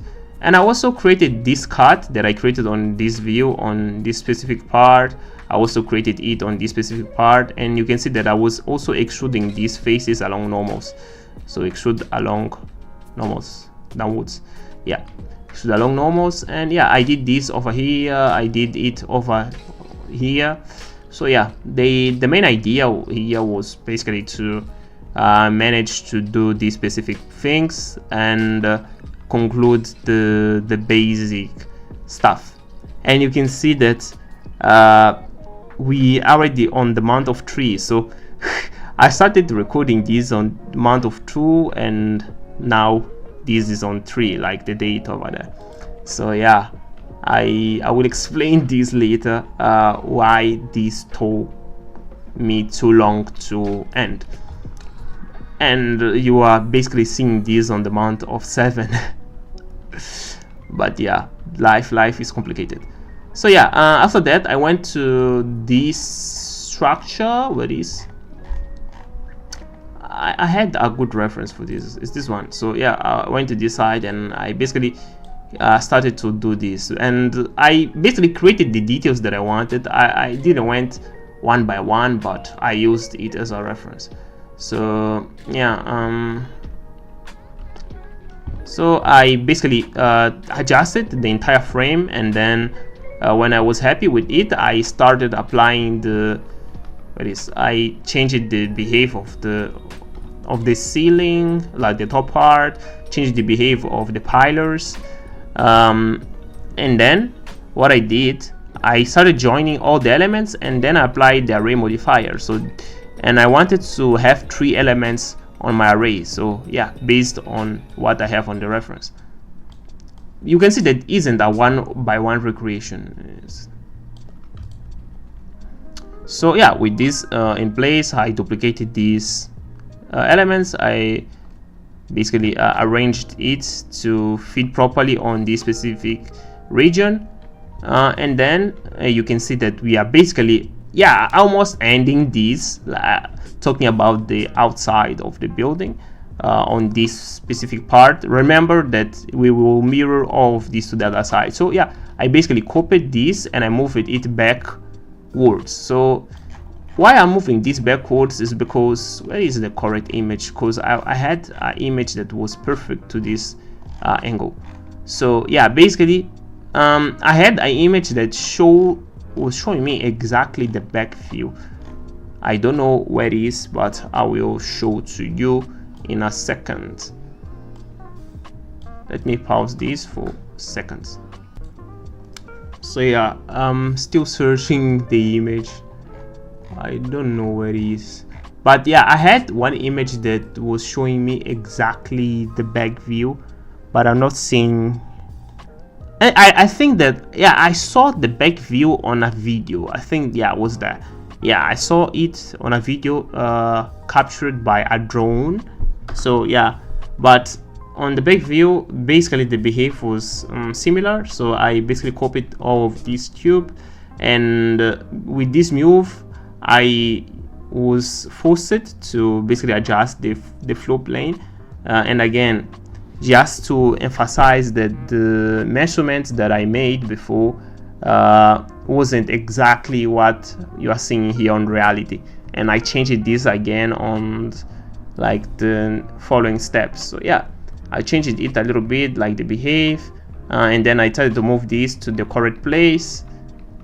After that, to represent the other elements, what I did was, let me I extruded it a little bit, and I applied the array on this specific pillar. And then the idea was to work with this frame and adjust it to this part and duplicate to this specific part. So yeah, you can see that it's basically the same thing, nothing new. I went back to the arch because I wanted to like finalize kind of the ceiling or the roof of the building. So yeah, I basically copied all of it and I rotated, but I was like, yeah, this will not work properly. So what I decided to do was to adjust like resize of it to fit properly where I wanted. And yeah, with it I was like, okay, yeah, this can work. I reduced the number of elements inside my array, and I changed the spacing, and then I extruded like this on the next steps back downwards. So over here I was trying to create cuts on this structure because yeah, wasn't supposed to be like this. And yeah, this mesh was one of the things that I learned to not do. So yeah, I will, maybe a boolean could work better on this situation. So but yeah, this wasn't working. I decided to delete all of this and try to do it by myself. So at this stage what I did was I basically started connecting each individual vertices to create a face. So I was creating face until the point where I had like something that was what I was expecting, and then I decided to move these faces inwards to close this specific part. But when I did this, yeah, you can see that yeah, we opened this entire part. So yeah, I needed to fix this by creating like this new face to the other side. So let me skip and close all of these. So yeah, I managed to do it, and then I went back to these pillars, and the idea here was basically to delete all of this. So over here I was basically fixing this problem with this mesh. So let me go back. You can see that when I ended my problem with that mesh, I went here and I started deleting this and arranging the door, fixing this mesh, this entire mesh. So I was basically connecting vertices, creating faces for this mesh. So this is one of the things that yeah, I do not want to do again, because yeah, if you kind of just guess the things, yeah, when it's come to literally connect, yeah, you end up with this kind of problem. So yeah, I was adjusting these arches, and then I basically copied this arch because I wanted to do this kind of detail that we have over here. So yeah, I created this. The idea was basically to do the same thing that I did over here with these arches, but on this specific region. But yeah, the thing wasn't working properly. So yeah, I literally tried to do all the things like doing it manually, but yeah, why suffering? So what I decided to do was basically to work with the spin. So let me skip a little bit, but I basically deleted all of it. I started positioning my meshes, and the idea was to work with the spin. But as you can remember, to do the spin properly, we have to align perfectly our camera. So to do that, I basically added a camera inside my scene, and I position my camera exactly on the point that I wanted to make the spin work properly. So yeah, I was basically trying to do it. Yeah, this didn't work, so I decided to adjust again my camera, and move a little bit backwards to have a range. So yeah, this specific angle was the one that was working, and then yeah, I decided this is working, so let me basically adjust it, change a little bit the properties, and then I deleted the bottom part because I didn't want it. And with this I was able to have kind of the arches that I wanted. But working with the mirrored version wasn't helping me, so I decided just to stay with the original without having the mirrored version. So and you can see that I extruded it downwards. Like, let me find the frame where the extrusion occurred. I'm not finding, but okay, it's this frame. So yeah, you can see that I selected this face and then I moved it downwards. You can see, yeah. And then I decided just to stay with the original without using the mirrored version. So yeah, I was basically changing a little bit the behave, but yeah, this wasn't working properly. So I decided, okay, let me work on the following parts. So basically I wanted to create the kind of the detail that we have on the top view, where these two parts of the roof meets. So yeah, to do this, what I did, I basically selected the two parts and then I joined it on one specific object. So the idea was basically to delete the faces that I didn't want and remain with the face that I wanted. So to do this, what I did, I created cuts like Ctrl R, and then I moved the cuts to the points that I wanted, and each cut create like vertices. So I was basically moving these vertices to the points that I wanted, following the behave of the curve, and then I selected the faces created with this vertex and then deleted. So yeah, was basically it. And I did the same thing on the other side, like vertices, move the vertices around, positioning properly, and then delete the faces. You can see that on this bottom part, the idea was basically to select it. We don't have like kind of a curve, it's just straight lines, just deleting all of these. So yeah, at this stage I already had like this basic structure working. We had some issues with the meshes, but yeah, this is problem for another part of the video, but yeah, I managed to fix it later. So yeah, at this stage the parts of the roof was basically working, and I was basically changing a little bit the behavior of the arch, arranging other things like solving the passing through problems. But yeah, on the overview, yeah, we was progressing, and then I decided to go and fix this region, like deleting the faces, connecting it again. Like yeah, this was a work of connecting vertex by vertex. Yeah, just remember about this, yeah, give me bad memories. So yeah, I was basically doing all of this. Yeah, at this stage I was just really happy because like I was managing to like advance a lot on these 4 hours.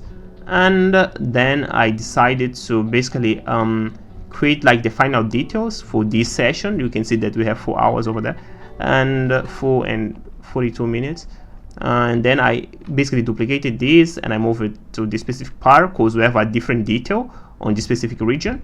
Let me see if I can find this. Nah, I think with this, yeah. But basically is this region over here. So we have different, wait, is this one. So I was basically doing this part and we have a different behave, and I was doing it. I extruded this piece upwards to create that kind of detail over there. So yeah, with this, that recording ended. And then I think this was another day, I don't know, I think so. Let me see the dates. Yeah, I think it's on the other day. Where is come on, let me see. Anyway, I will see later. But yeah, this is the next recording. It's basically continuing on the point that I ended on the previous one. So the first thing that I did, I copied this frame and I moved it upwards because I wanted to use this frame to basically do this specific window that we have over there. Again, I will not go in detail about this. It's basically adjusting it to the specific part. When all was in place, I copied basically the pillars, I moved it upwards and I adjusted the pillars to my mesh. And I also adjusted the mesh based on what we have on my reference. With all adjustments made, I was basically with all in place. So I moved and I started working on the back part of the building, like this specific part over here.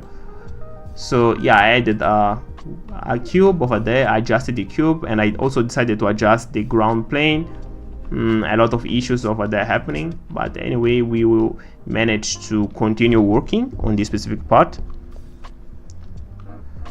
Okay, nice. I moved these pillars to this specific part. Again, always following, like you can see that we have a pillar over here. So yeah, it's basically moving these pillars to this specific part and adjusting all the. I adjusted this part because when I was making the measures, comparing this to this part, I was saying, okay, yeah, we have an issue over here and we need to adjust this again and make the correct proportional thing. So yeah, yeah, I'm skipping a lot of things because you can see this is a kind of a straightforward stuff to do. Here, this was one of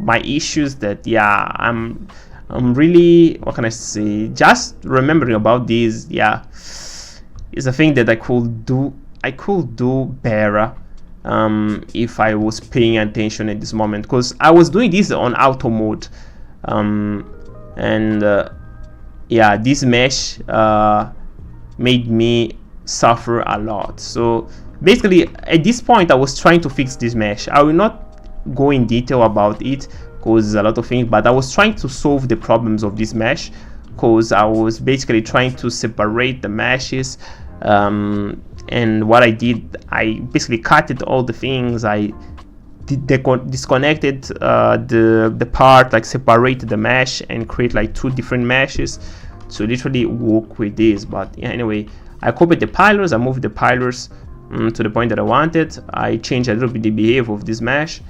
Yeah, I was just, okay, again, this problem was the same thing that I was facing on another part. Like I had like vertices that was duplicated, so I needed to basically like delete each vertices until the point where, yeah, the vertex is gone, so I can continue working. So yeah, it's hard to explain, but on the Patreon version I try to explain this on a way that is understandable. But basically, when you have duplicated vertices, sometimes you connect to the wrong one. So when you connect the mesh to the wrong one, all the mesh is compromised, because as soon as you try to change properties of the mesh, like the mesh starts to have like bugs and stuff. So yeah, I copied this this frame, I arranged the frame over there, then I adjusted a little bit and I placed based on the reference.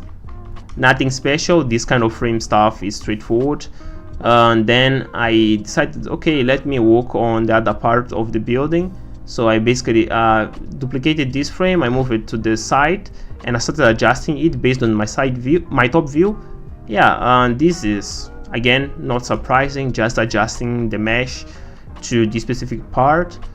As you can see on the recording, my voice is going, but yeah, I'm making my best to explain this on a way that you can understand. I hope so, the thing is helping or is understandable. Yeah, I'm skipping all of this because it's basically trying to adjust this mesh to this specific angle. So yeah, I adjusted the frame, yeah, and when all was in place, what I did, I basically duplicated it and I moved to this specific part because I wanted to adjust it. So yeah, again, I did a lot of adjustments on this specific frame to literally make sure that all was accurately placed. And you can see the moment that I change the behavior of this, the ground needs to change also. So yeah, I changed the ground. You can see that I fixed the problem, and here I was kind of creating this detail on this specific part. And then I also created the detail on this specific part, like this cube. So okay, at this moment I was basically adding new details, like solving the problems of passing through the mesh.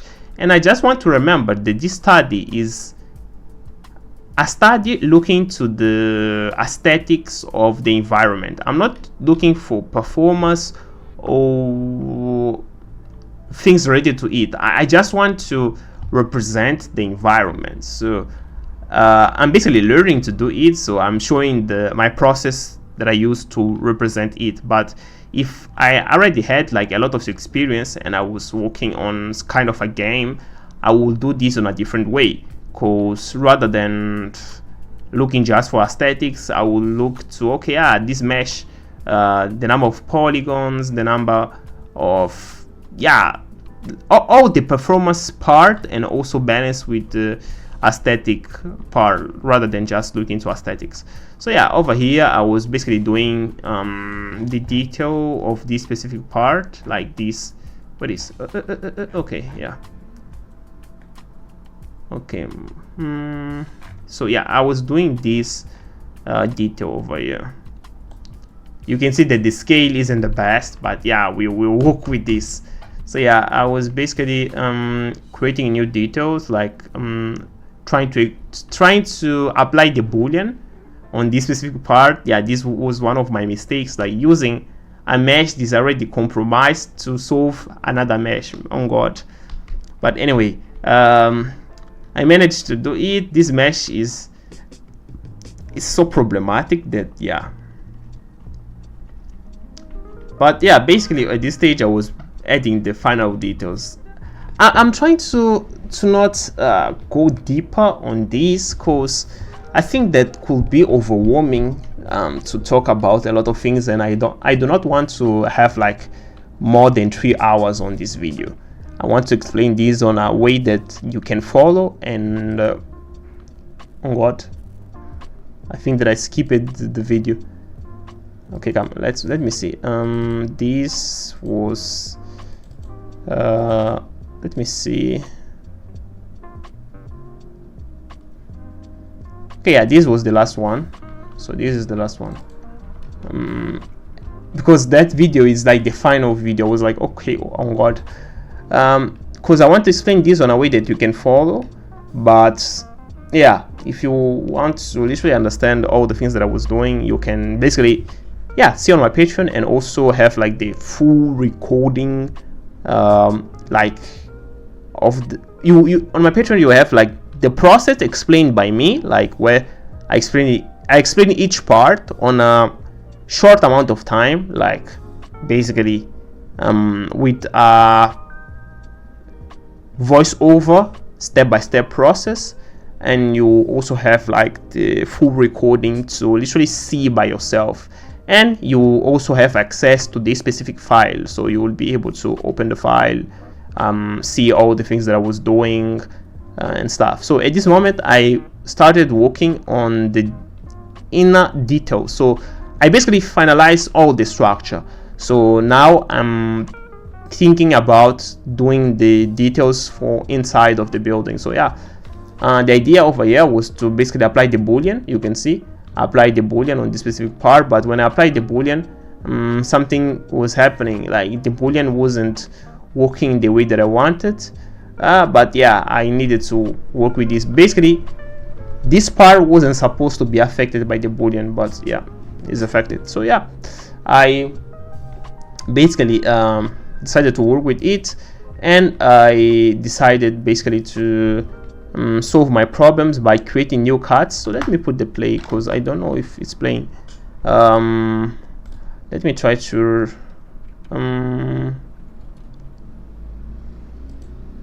okay, I think that now. So yeah, I was fixing these issues with this mesh, because I wanted to basically use these two parts as a reference to close the open part of my mesh, so you understand on the next step. So I basically selected these two parts and I moved it downwards, so you can see that now I closed this gap that we had over there.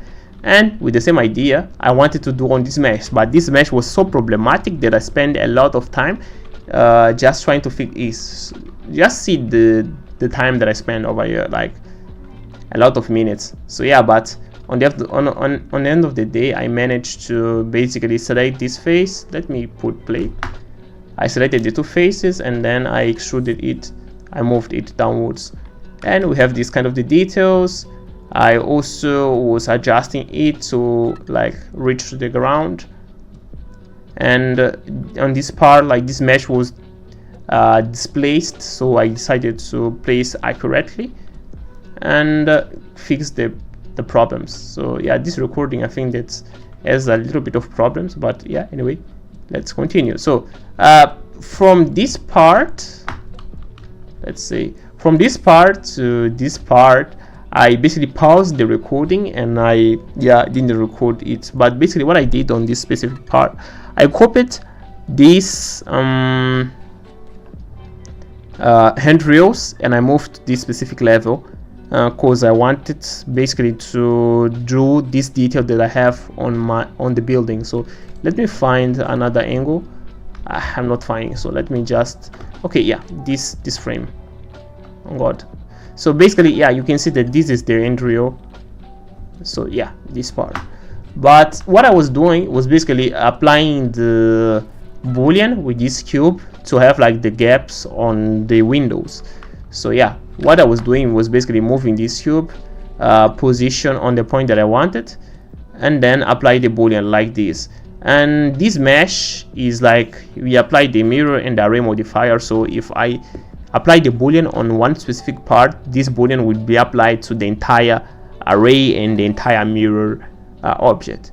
But when I did this, I realized that we have a space over here, so I was trying to fix it by adding a new cube over here, trying to adjust it and all this stuff. So yeah, this is kind of the boring stuff that I was doing over here, but yeah, I managed to fix it. It's not the best thing to do, but anyway, it's just a studying. And I also did the boolean on this specific part on the front part. I rotated this cube, and I also did the boolean over here. So yeah, again, straightforward. With the same cube, I started moving to the back part, so apply the boolean. So yeah, where is boolean? Over here, boolean. Over here, boolean. On this entire part, I also wanted to apply the boolean, but you can see this mesh, we have some problems over here. So I decided to basically adjust the frames to fit properly on a way that I can apply the boolean accurately. So yeah, I was able to apply it accurately. And yeah, with the boolean on place, now we are able to see it from outside and inside. And just remember, all the changes that I'm making over here will be applied to the other side when I mirror. So I did the boolean on this part. The next part was to do the boolean over here and do the boolean on the remaining part. So yeah, this hour I spent basically just doing the boolean and correcting this mesh. So this was one of the most problematic parts of this entire session, because I was trying to do all the things but nothing was working. This part was taking less space that was supposed to take, and yeah, I was basically trying to figure out a way to solve the problem. Sorry for the recording, I don't know what's happening, but my recording is having this kind of bugs. But yeah, over here I was basically trying to fix this and change a little bit the dimensions. But yeah, I basically decided, okay, I will do this later. Let me try to solve my problems on the back part. So yeah, I was also doing the boolean over here. So yeah, again, problems, but yeah, I was like, okay, let me just do it. I just want to solve my problems. So yeah, I was doing the boolean. Let me go to the other recording. I also did the boolean over here, and you can see that this mesh is compromised. So yeah, this recording isn't working properly.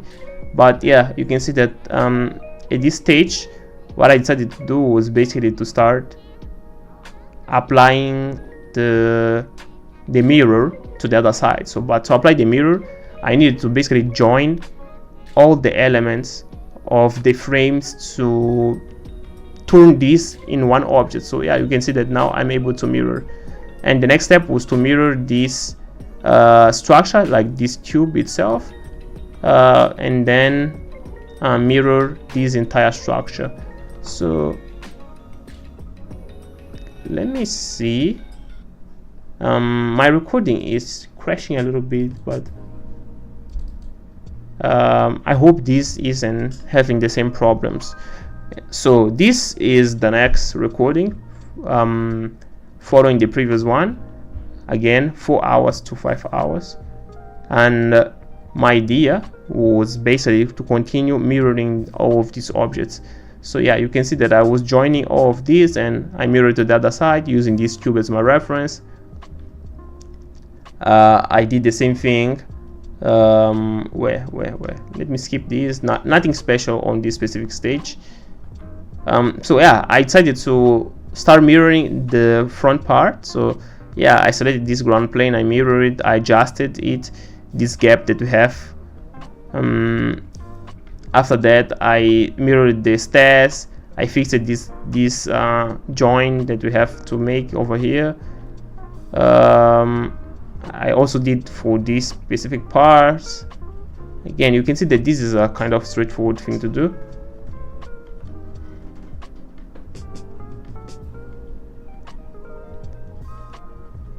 After that, I went to the next level and I also selected this specific part. So for this level, again the same idea, like applying the mirror, then adjusting it by connecting. I did the same thing for the stairs, so you can see. For these stairs also, let me see if this is playing. Okay, yeah, it's playing. For these stairs also, for this, again the same idea.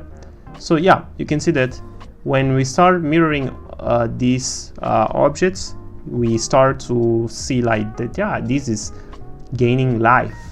And to do the same thing over here, the idea was to join each individual part to make this just one pillar. This was one of my mistakes. Basically, I need to join each individual parts to make like one object.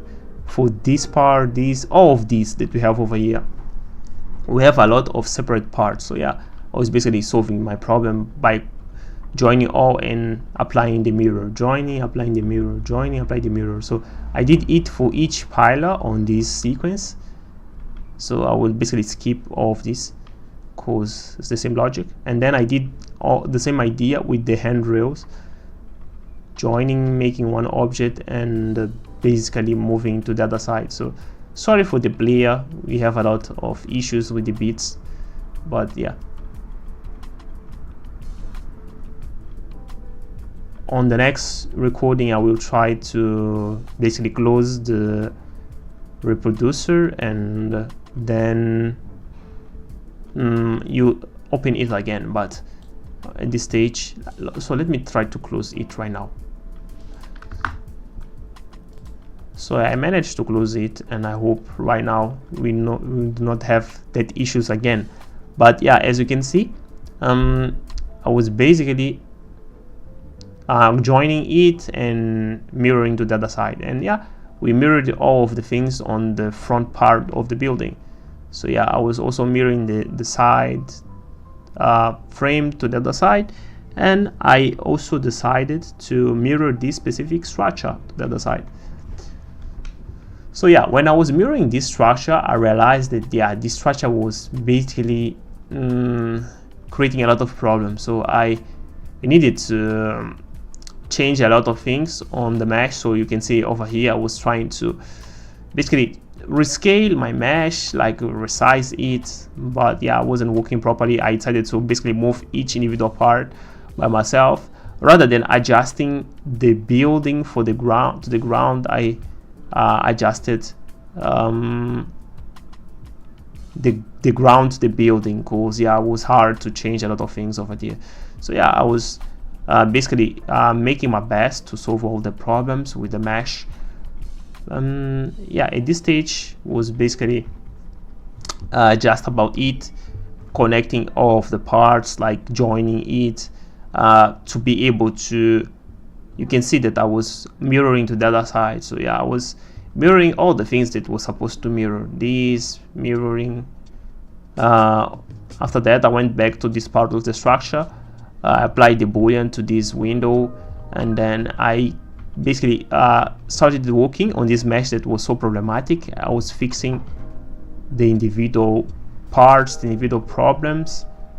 When I will skip this because it was a little bit tedious, but what was happening, you can see that all of these, was a lot. So I was basically solving these problems. So after that, I was basically trying to solve these, mirror all the things to the other side, using the reference cube 149 as my reference to the other side. And nothing crazy happening on this stage. Even I'm skipping a lot of stuff, but was basically the final adjustments. And on this specific part, I realized that the arch of the roof wasn't going exactly the way that I wanted. So I also decided to basically change a little bit the properties on the next steps. So I think this was this step over here. So to this step, what I did, I basically selected it and I created new cuts because I wanted to create a new behave to this specific part, and I was moving it manually because I was thinking that this way was the easiest one to solve this problem. So after that, I started solving the problems of this mesh, like passing through the other surface, and I basically started creating these new details, working on this part that I was seeing. We have like a tiny, I don't know how to say it in English, but I think it's kind of a garden, if I'm not wrong. But created these details of this stuff, and you can see that we are basically on the end of the process. Is just adding the final details, nothing special, just solving the issues with the meshes. Like I explained all of these details in detail. I explained all of these details in Patreon, so I do not want to overwhelm you with all of this information. So but I was basically fixing the meshes, like correcting all of it to make sure that the thing that will be presented on the end result is a little bit quote unquote functional. So after that, after solving the problem of this arch, I moved to basically solving the problem of the other arch. So this one. But I managed to solve it and have kind of a good end result. And then I went to this another problematic part, this mesh. So to this mesh, I literally needed to basically redo all the mesh because I needed to delete a lot of things, delete vertices. You can see that we have a lot of vertices that aren't connected to nothing. We have these vertices that are connected diagonally to things, but this is an intersection, but we can solve it. So I was basically trying to solve this, deleting facings, deleting vertices, reconnecting all the things again to make sure that all is connected. So this was a boring part of the process, but I needed to do it because I created this problem.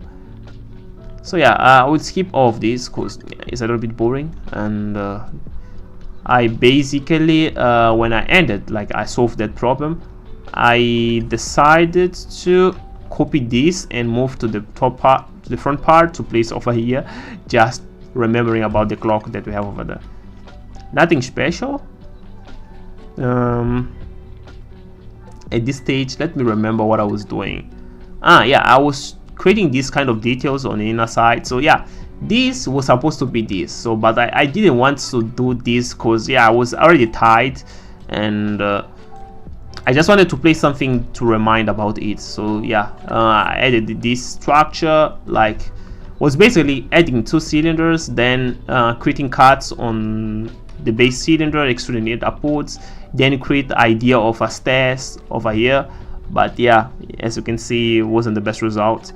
But I will skip this because I think that isn't important, and I was basically cheating over here and trying to do something that seems to be functional, but on the reality isn't functional.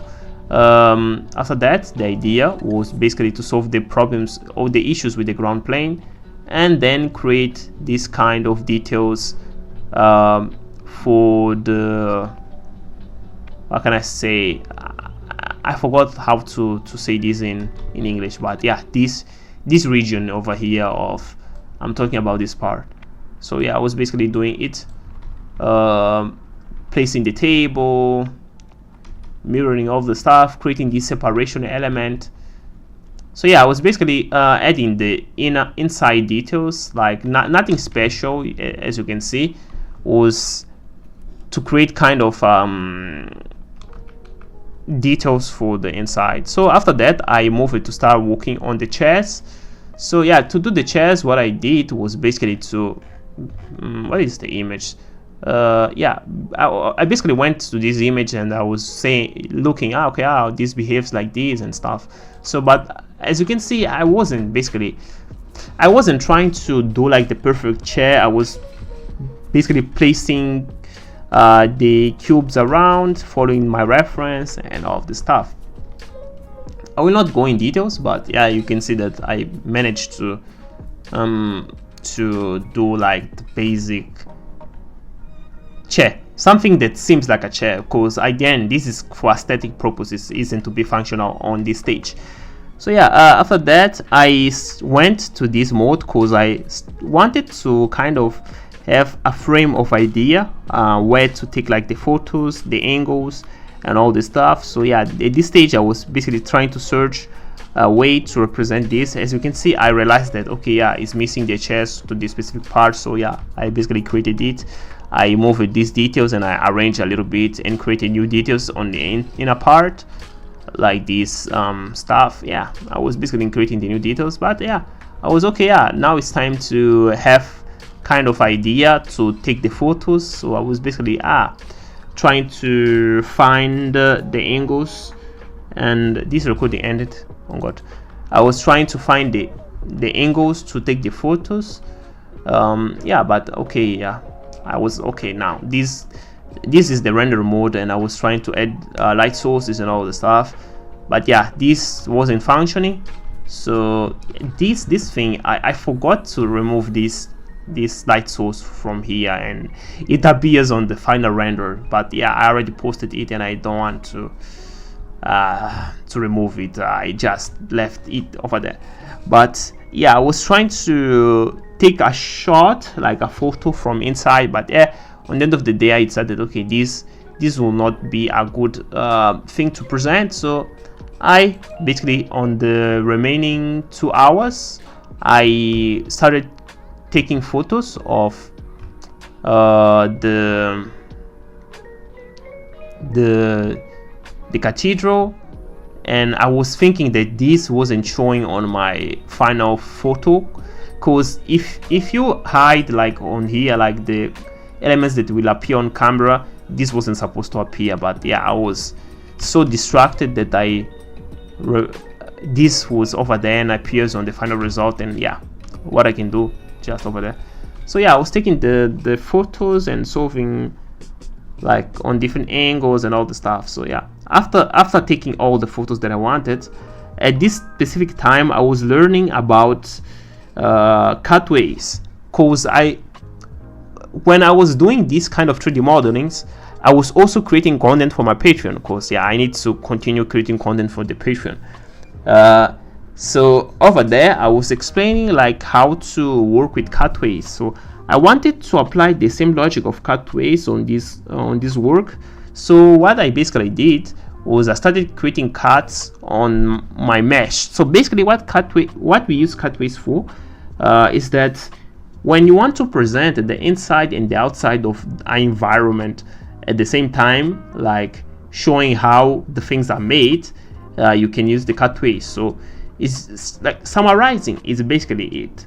So if normally the first time that I saw cutaways was on a dictionary, where was some kind of explaining the elements of a house, and on that specific dictionary we had kind of a house with cuts where we could be able to see the outside of the house and also the inside. So basically over here I was trying to replicate or represent the same idea by cutting parts that I didn't want to show on the final piece. And just to create, like, to emphasize, you can see that we have like two collections over here. Like the first collection is a collection that represents my original model, and the second one is the collection that is the duplicated version. So with this duplicated version, I was basically creating the cuts. Is not something that like isn't the original one, so I can basically edit all the things and continue with my original mesh saved, like I have a backup. So yeah, I was basically cutting, removing all the parts that I was feeling that okay, this will obstruct the view that I want to present. So yeah, I will not go in details with what I was doing over here, but was basically creating cuts, like using the knife tool, deleting faces, vertices, and all this stuff. But to solve, like, sometimes I had these problems where I basically needed to reconstruct the entire structure. But yeah, these are specific cases, but on the overview I was able to literally cut the parts that I wanted to show what I wanted to show. So I will skip a little bit to the end result, because I think that yeah, we're already going to 2 hours and a half, and I think that yeah, more than, if I try to explain all of these, we'll go to 2 hours, and yeah, isn't a thing that I want to do for this specific video, because this is idea of explaining all the things on a surface level. But yeah, I think that you can get, let me put it play, you can get that I was basically trying to find the angle to take a photo that shows a little bit of the outside and also the inside of the building. So yeah, I created a new cut over here and all the stuff. I managed to do it, and yeah, on this stage I was able to create, like, to take the photo that I wanted. Let me move this.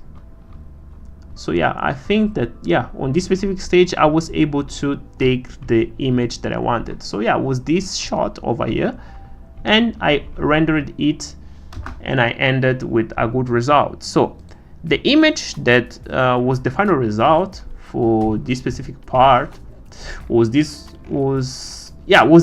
image, but without the color. So what I tried to do with this was I tried to put inside clips the paint and paint a little bit the elements. But yeah, on the end of the day I basically wasn't happy with it, because like I said, I do not have a lot of skills when it comes to painting.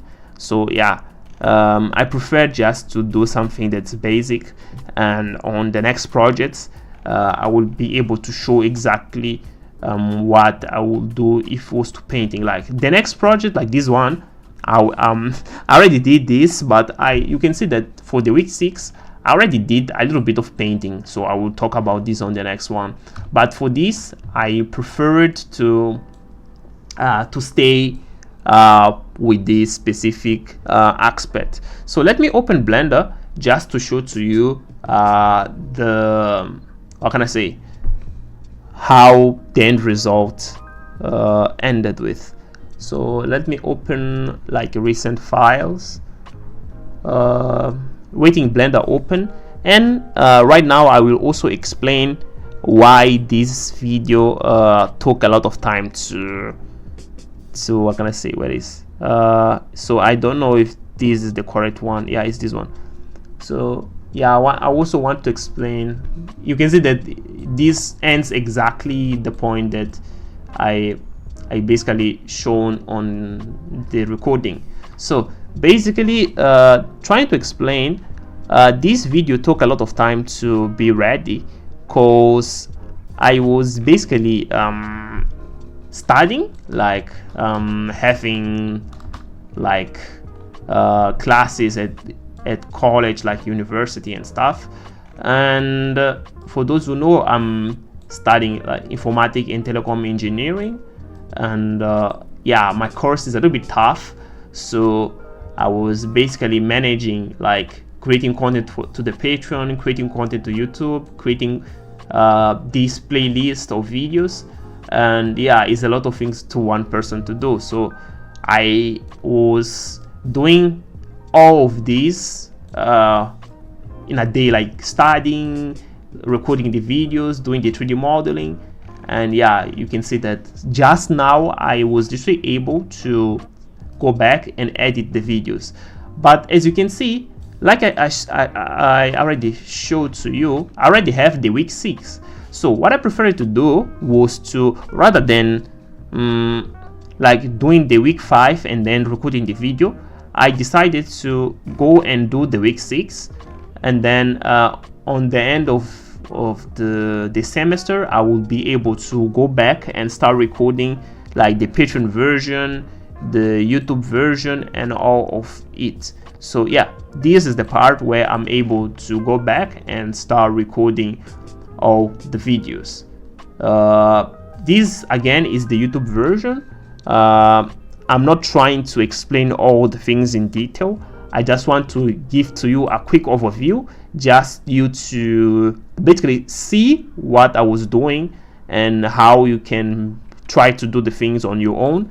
Again, just to remember, I'm a guy that's just studying this. I'm learning the things by doing it, and I just want to show to you that, okay bro, even if you have kind of a difficult routine, you can try to find a way to do the things. So yeah, I also have a difficult routine, and I think that it's important to show to you like the reality. Like this takes time, and you literally have to want to do it, because nobody will go and do the things to you. Like if you want to improve, you need to do it. And again, this thing stills over here, and I will leave this exactly like is it, because yeah, it's kind of a meme, and the file that people that's on my Patreon have on Google Classroom is basically the same file that starts on this specific camera angle. So yeah, on the overview, this was my week 5 of studying like FZD at home.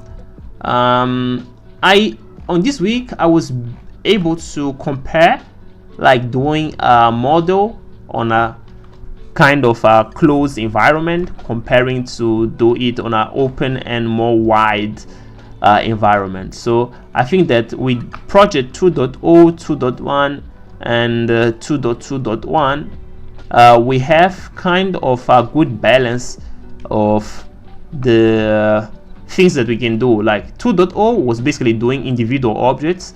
2.1 was basically using that individual objects, the logic of the individual object, to create a simple environment. And then on 2.2.1 the idea was